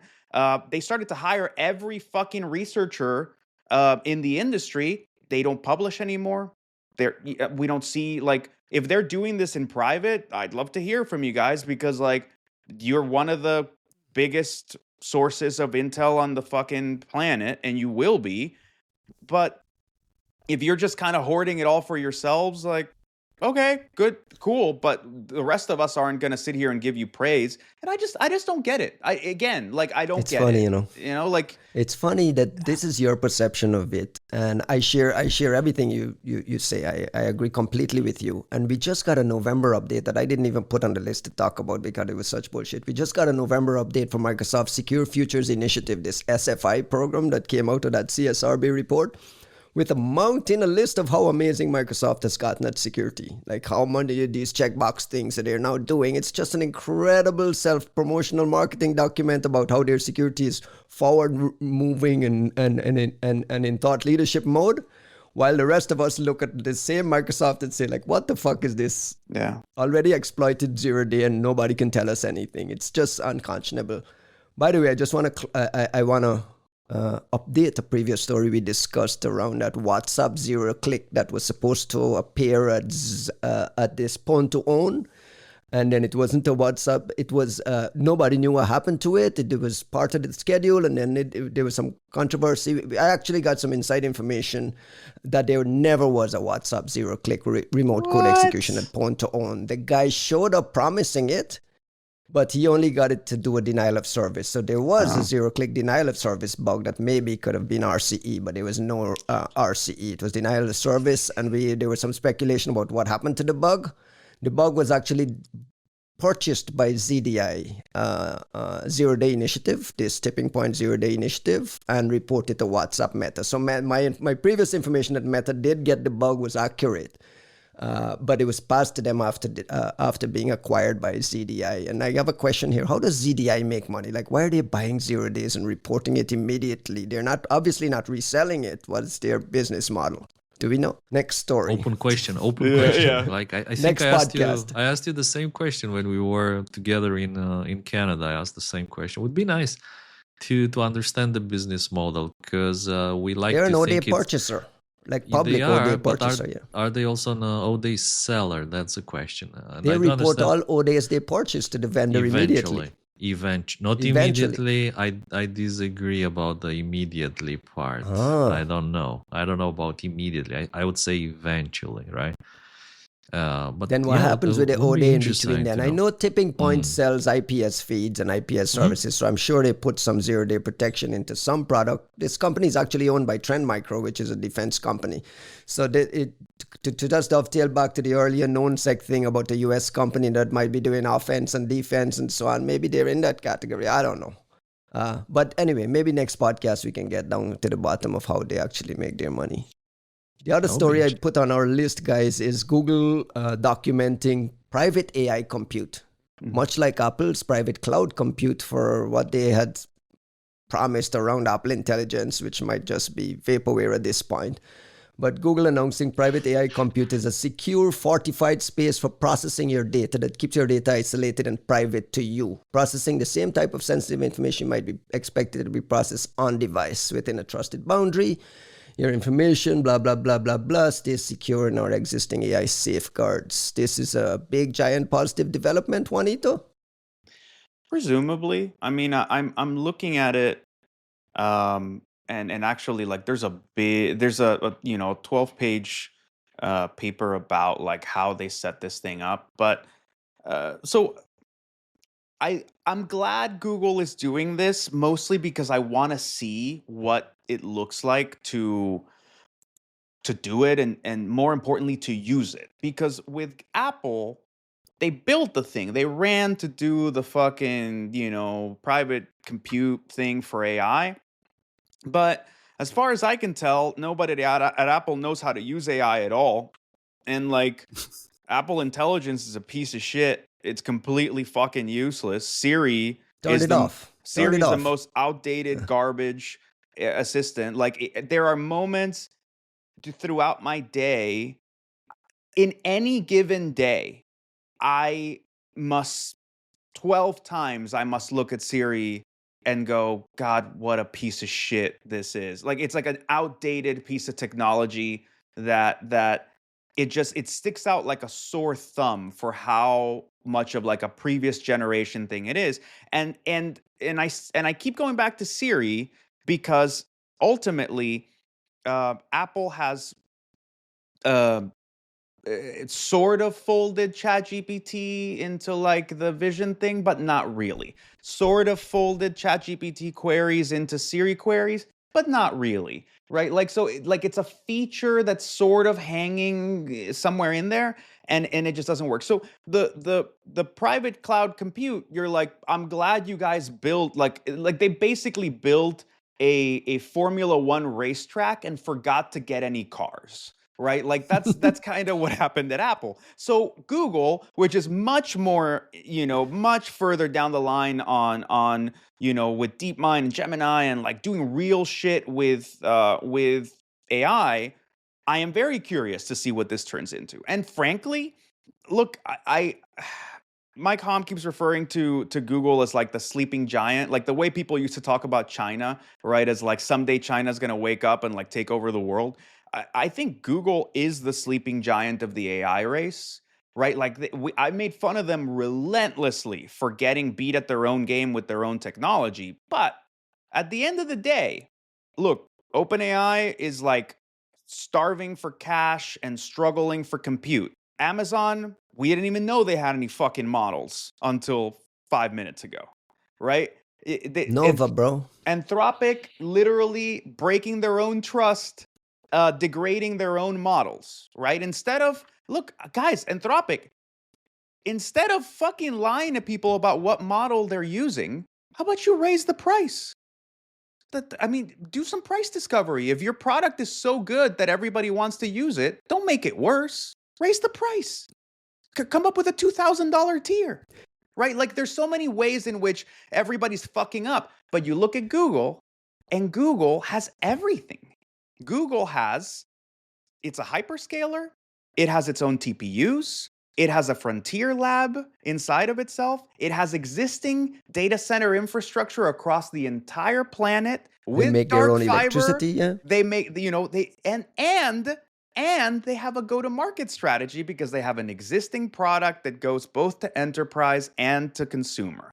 Google is the one company that is positioned to win this AI thing, at least in the West.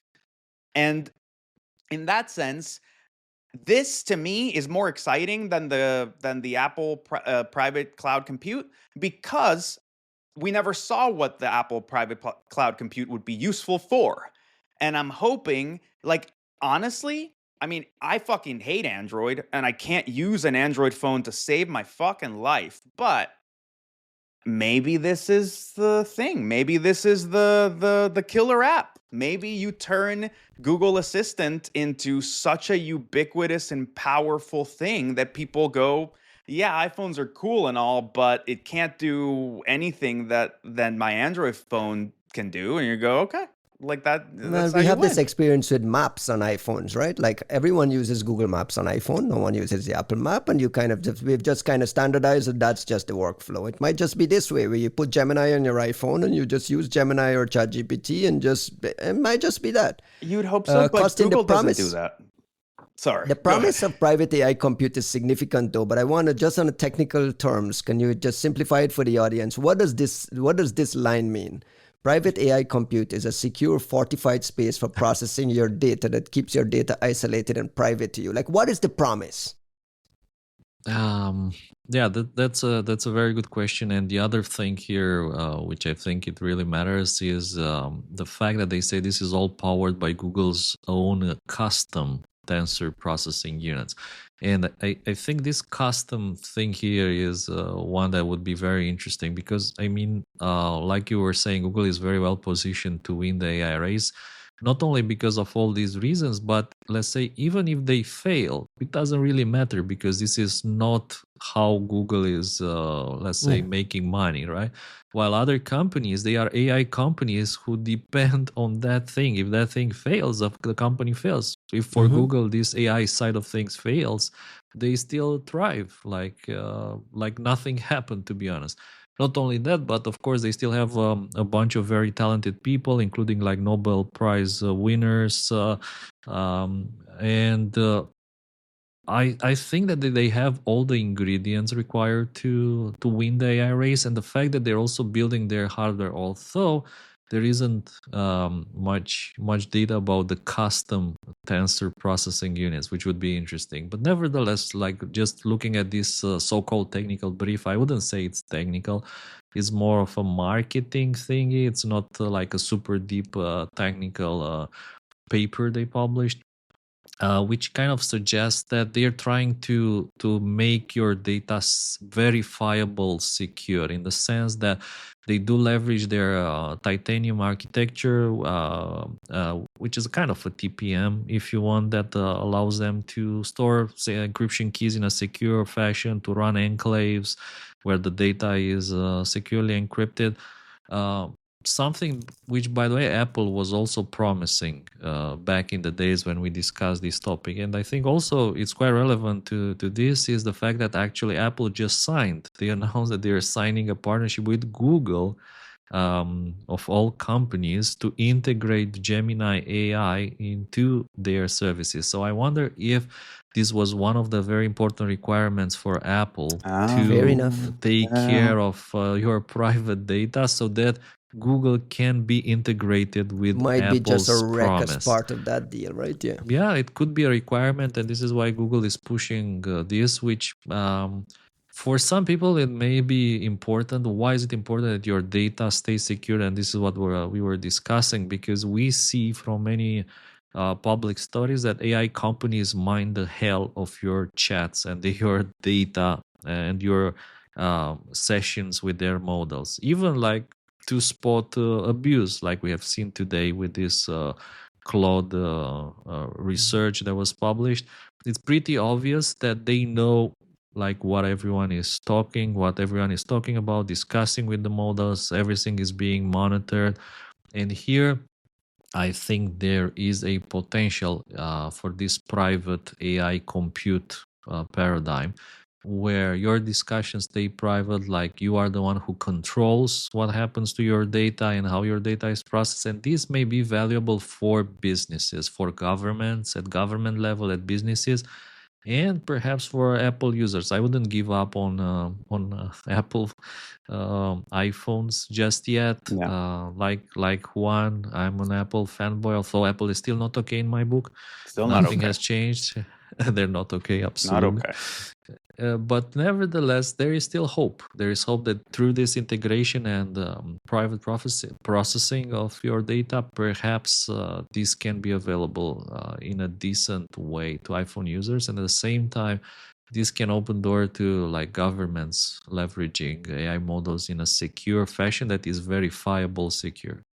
It I also think allows them a go-to-market messaging around privacy and security yeah. verifiably. So at the When same time, when all everyone the others else, are being yeah, is dumped with leaking mud, right? You get that leaking differentiation. Yeah. sessions and data, right? Juan, you wanted to make a point? I was gonna say this is an interesting area in that I think we are gonna see, or I hope we see, a different kind of transparency about how these technologies get implemented. The more this comes to the phone, right? Like I've talked about this before with like AI. There's something about the uncanniness of it being conversational that makes people reconsider things they otherwise would not, about privacy. right? Like it's really funny. You could go into Google and search some embarrassing medical thing and not think about it twice, but you go into ChatGPT and having a conversation, quote unquote, about that same medically embarrassing thing, psychologically, there's something about it that's just kind of like. This is the third time you've mentioned this in the I'm podcast serious. about I'm serious. asking about your rash. Yeah, it's a real thing. But think about it. Think about that discomfort. Then replace shitty Siri with a conversational agent that you actually have a conversation with, that you actually go, verbally, hey, turn my lights off, and what's the weather outside, and what is this rash, right? Like there's there's something there that's in your pocket. People don't think about their laptops other than us, right? The security folk, right? If you talk to the normal folk, they don't think about their laptops as where all of their super secure, super secret data is. They think about their phones that way. And like, because your nudes are there, because your embarrassing texts are there, your every appointment, location, affair, whatever the fuck it is that you do, it's hidden in that device. Like if we trust anything, it's our phones. And if you're suddenly gonna make this shit have a personality and start having a conversation with you, as cute as people in the San Francisco milieu might think that is, I think you're gonna suddenly get to a point where discussions about things like private cloud compute are not niche security things. They're almost things that you need to humanize and explain so that people can get it in their heads that like you should feel comfortable having this conversation, and it isn't just like picking up the phone and calling Mark Zuckerberg or Sam Altman or Satya or Sundar and saying, "Hey, Sundar, so today, let me read you my journal entry, blah, blah, blah," right? Like there's something there that in this like, hyper-personalized era of computing that we're going to need to see this type of thing explained very simply, very clearly as to like why you should get comfortable doing this. And we're not there, but again, we're not that far away from it, right? Private cloud compute and private AI compute is kind of giving us a promise that there's some technological mitigation there. Well, it's sorry, the Kostin, kind go of, ahead. Yeah, sorry, go ahead, Kostin. No, it's just it's a very valid discussion because another story is this feud between OpenAI and New York Times about user privacy, where New York Times is demanding that OpenAI turns 20 million of your private ChatGPT conversations, including your conversation, Juan, about the rash and the weather outside. While at it, by the way, let me mention one thing which I learned this week from ChatGPT, which is that methylene blue was originally used for skin rashes. What? Is that somebody searching for their rash on ChatGPT? Is that the thing that was turning Alex Jones into a Smurf? Like, I think so. And who else is taking this? Is it is it your health minister, like Secretary of Health? I think Kennedy also uses methylene blue. I maybe think others. I don't know. The worm in his brain might have asked for it. I don't know that he personally had asked for it. But like, nevertheless, I think this privacy, AI privacy ongoing issue is becoming quite sensitive in the sense that do you think there's any chance that the court might actually force OpenAI to turn these records to the New York Times? Is that something that can happen in this world? Maybe if they put it in a OpenAI, if they put it in an enclave somewhere. I mean, this is the use of this privacy-enhancing technologies. These technologies that allows you to kind of put data into a private thing, and then you can compute against it. It's available in software now. This homomorphic encryption, blah blah blah. There's a way to do it without this. I mean, what Kostin is describing is a letter from OpenAI CISO Dane Stuckey that basically complains that New York Times lawyers are demanding this big trove of thing, and hey, we're not allowed to do that. We can't do that. It's legal posturing but it ties into the conversation we were having about people nervous about asking about their rush. So And this I is don't know. because people were trying to bypass the New York Times Paywall. subscription This paywall seems that to everyone was be bypassing with a dot at the end of the URL. Is that what you're no, talking no. about? I think so. If I understand this, if I understand this correctly, the issue here is that um, the New York Times has this lawsuit about its content being involved in ChatGPT training and discussions and whatever.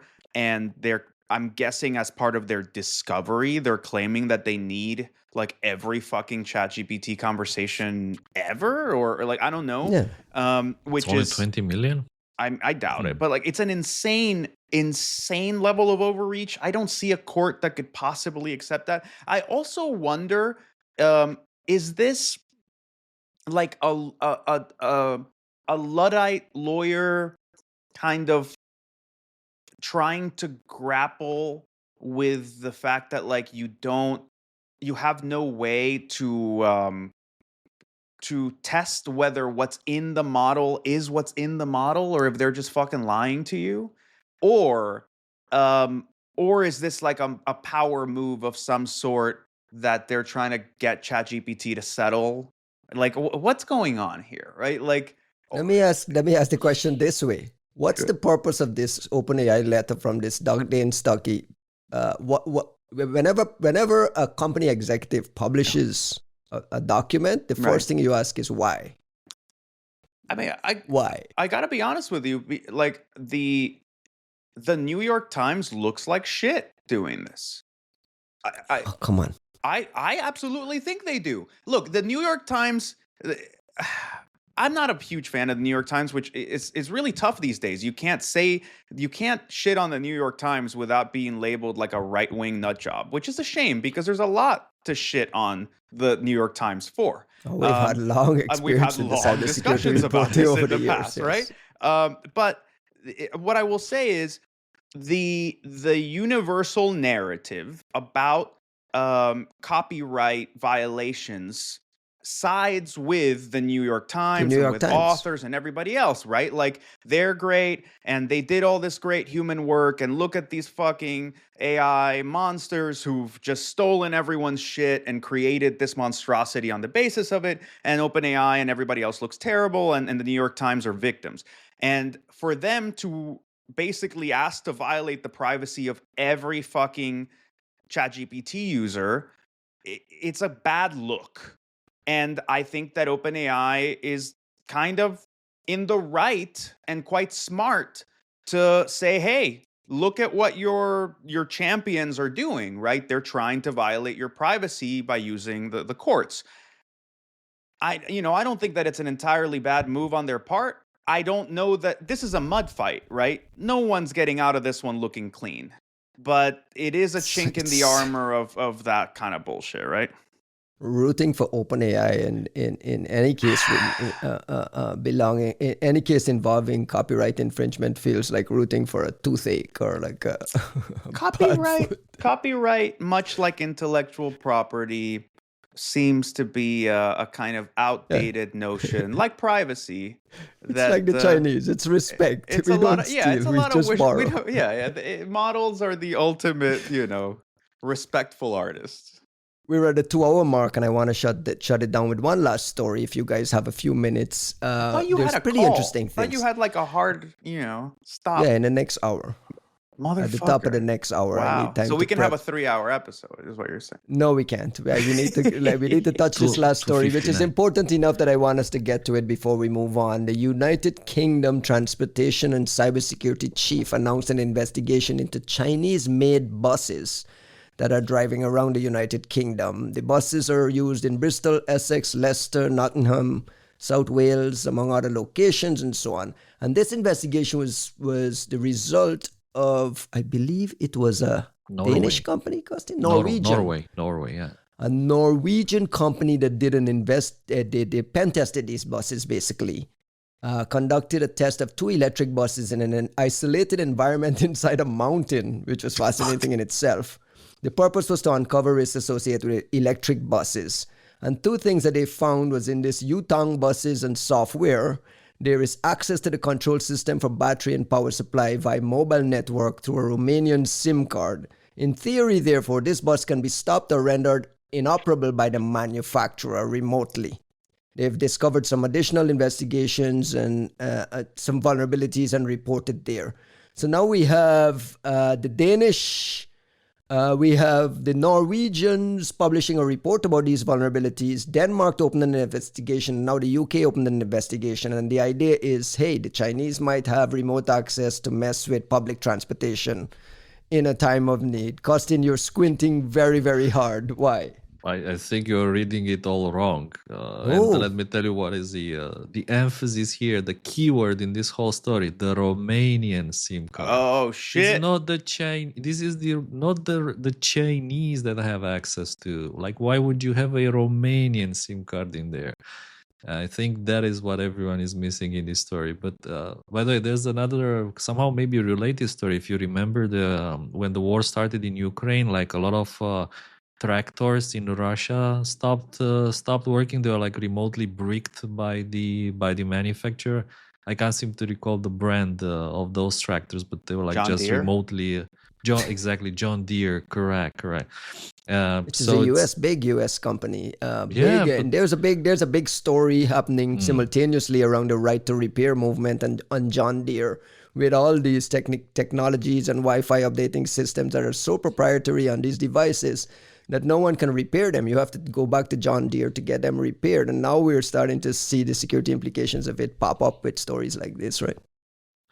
Yeah, and the fact that again these electric buses have the Romanian SIM card, it effectively means it's in roaming, right? So that means all the data will go encrypted back to Romania. It will hit the internet through Romania, basically. So Romania, in theory, would also have the ability to, I don't know, at least play with the traffic, snoop on the traffic. You're saying we're getting so caught up with this mistrust of the Chinese that we are underestimating Romanian soft The power. Romanians in the middle. The Romanian soft power in the middle.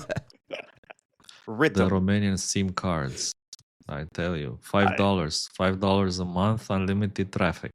Hey, listen, it's a solid pen test, though. And when public transportation is involved, and in these times of nation state worry about these things and sabotage reports throughout Europe, and the drones are flying, it's like, wait a second. I mean, it's valuable, at least for someone to take a deep breath and say, hey, let's look at these things. This is not bullshit. Like, it's not bullshit. Why, okay, we have to outsource our manufacturing to China, but the idea that also means there's like a remote control and like software stack that is opaque to us, right? Like, this is the exact same discussion we were having about TP-Link last week. Except that you go, fucking router, who cares? And you go, fucking bus, right? Like, and a remote control of a bus. But like, look, apparently what we've decided is that the Chinese can't stop our cars in the middle of the road. Jeep can, but not the Chinese. I don't know if you guys saw that whole over-the-air update with Jeep where like people were literally like the brakes were slamming at 70 miles an hour. Like, that'll be a wonderful recall, class action lawsuit or whatever the fuck that's going to turn into. But like with this, look, this is a legitimate concern. You're telling me that a country that I could go to war with might be able to stop all public transportation? Like, first of all, they know traffic, volume, and movement across the whole city. And they can just arbitrarily stop this shit. That is a legitimate, like, force projection capability. That's crazy. If it's so legitimate, are we going to get to a stage where, like, make your own buses then? Like, why are you depending on my cheap buses? I think that's the right? current, the current, like, just, well, fuck you, what are you going to do about it is the default. In a world with a little more stability where everybody isn't just holding guns to each other's heads, hopefully we need to come up with a cogent demand. And this is where, like, I really hope we get the reasonable Europeans in the room instead of like the virtue signaling bullshit Europeans. right? Like the kind of people who are just like, The oh, chat control Europeans. yeah. No, the same assholes who go, we need all sovereign data to be processed in the EU, and we need to pass chat control for the 14th fucking time, right? You didn't hear us right this time around, right? Like it's just fucking virtue signaling bullshit. But if we get the reasonable ones, if the UK were still a part of, the European Union, then maybe what you could come up with is a requirement that says, look, we're going to buy your buses. We need control over the software private stack, cloud the compute. updates need to run through a European infrastructure, right? Like, okay, fine. It's your software stack, it's whatever, but any software that It's a goes SIM through card. it. Yeah, right. Romania is the hub Wait a of second. all dissemination of updates in the EU. That's where the patching mines are in Romania. That's where those rare earth minerals are coming from. And let's not forget the option of just removing the SIM card from the bus. And Just then no unplug it. problem. No problem. Do you No guys have these problem. Yutong buses in Romania? Do you know? I have not seen any of these Yutong Okay. buses in Romania. No, actually, I have. No, I Because I haven't know seen you any see a lot any of the electric Chinese. cars everywhere. Yeah, Chinese electric cars, yes, and it's kind of crazy that the more people I talk to, and everyone is saying the same thing, that they are cheaper, better, like from every point of view than any other electric cars. And if you try to kind of fight them on an open market, you will lose. Like that's the reality, because they're cheaper, Like have more everything features, else. more options. Yeah. So the only real chance to fight them is through tariffs and sanctions. All right, guys, that's it. That's our show this week. Juanito, you got one last thing? No, SIM man. card. I was gonna like. Look, we need to come up The with. balkanization of everything is coming. Well, but that only is meaningful if you're also making a manufacturing powerhouse in your ally block. So who the fuck is building buses for us, right? Like, I don't see people Gilduto talks about this in his paper about like factory capacity for building these robots, right? It's the same issue all over again. India vanished. I don't know what happened to the Indians. They're gone. But like, I don't know, guys. All right. Let's close the show with some shout-outs. The other thing is that maybe this is an attempt to simply ban all Romanian SIM cards in the UK. There's the threat from the Chinese buses with embedded Romanian SIM is too high, so let's ban all the Romanian SIM cards. Which reminds me of another story, which was that Russia is now planning to push a law that whenever you return from abroad with the SIM card, they will block your mobile data for something like 24 hours up to 48 hours. You won't be able to access the internet to mitigate Ukrainian drones that use the SIM cards in Russia. For geolocation?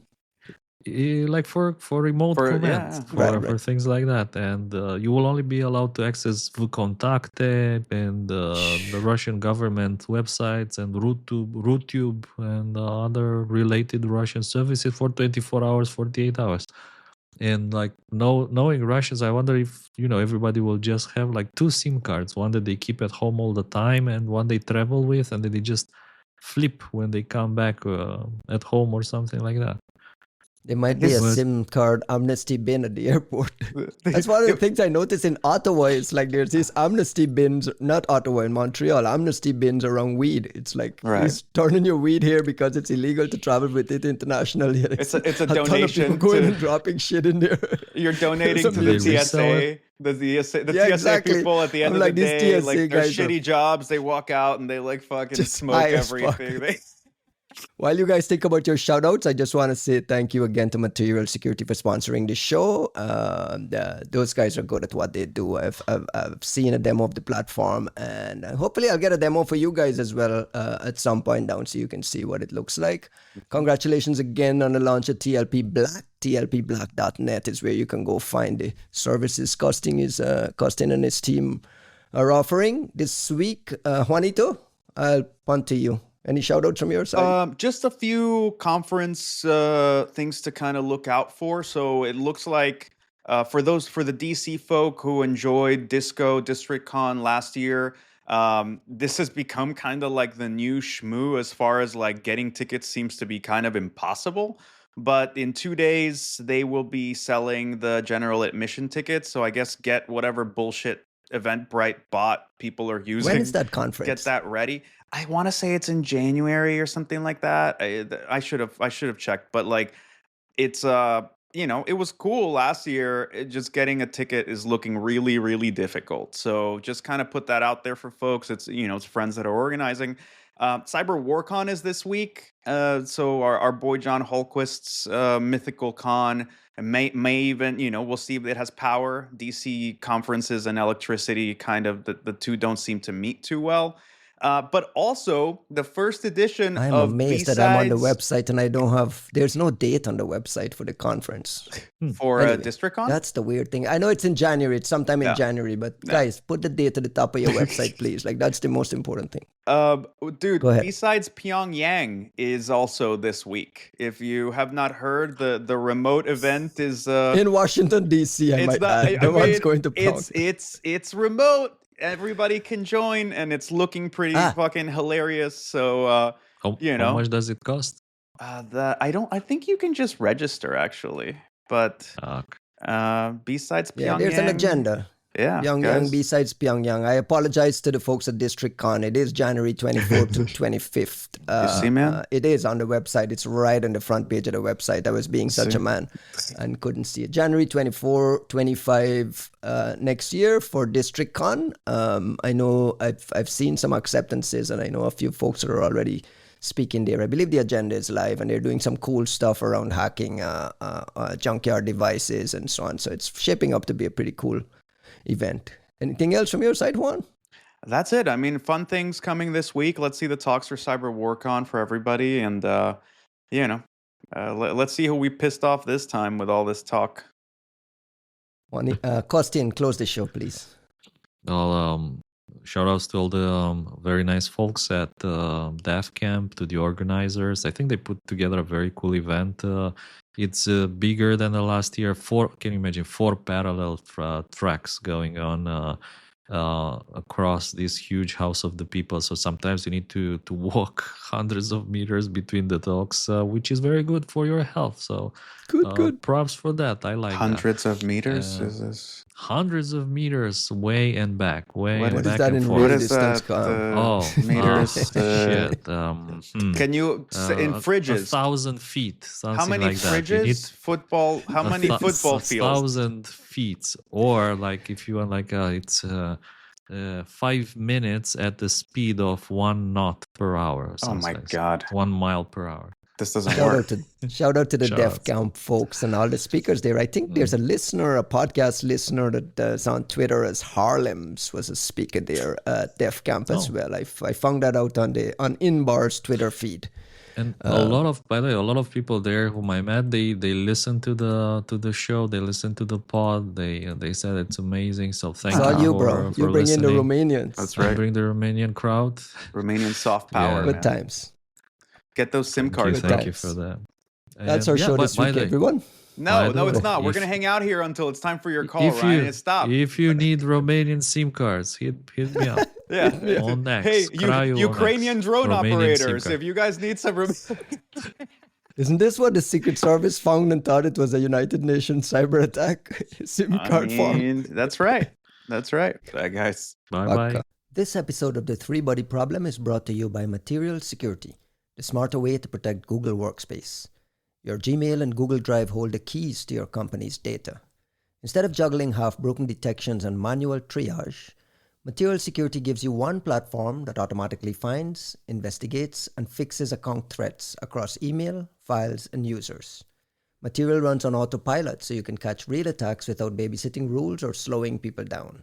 Material Security, protecting cloud and email assets from the inside out.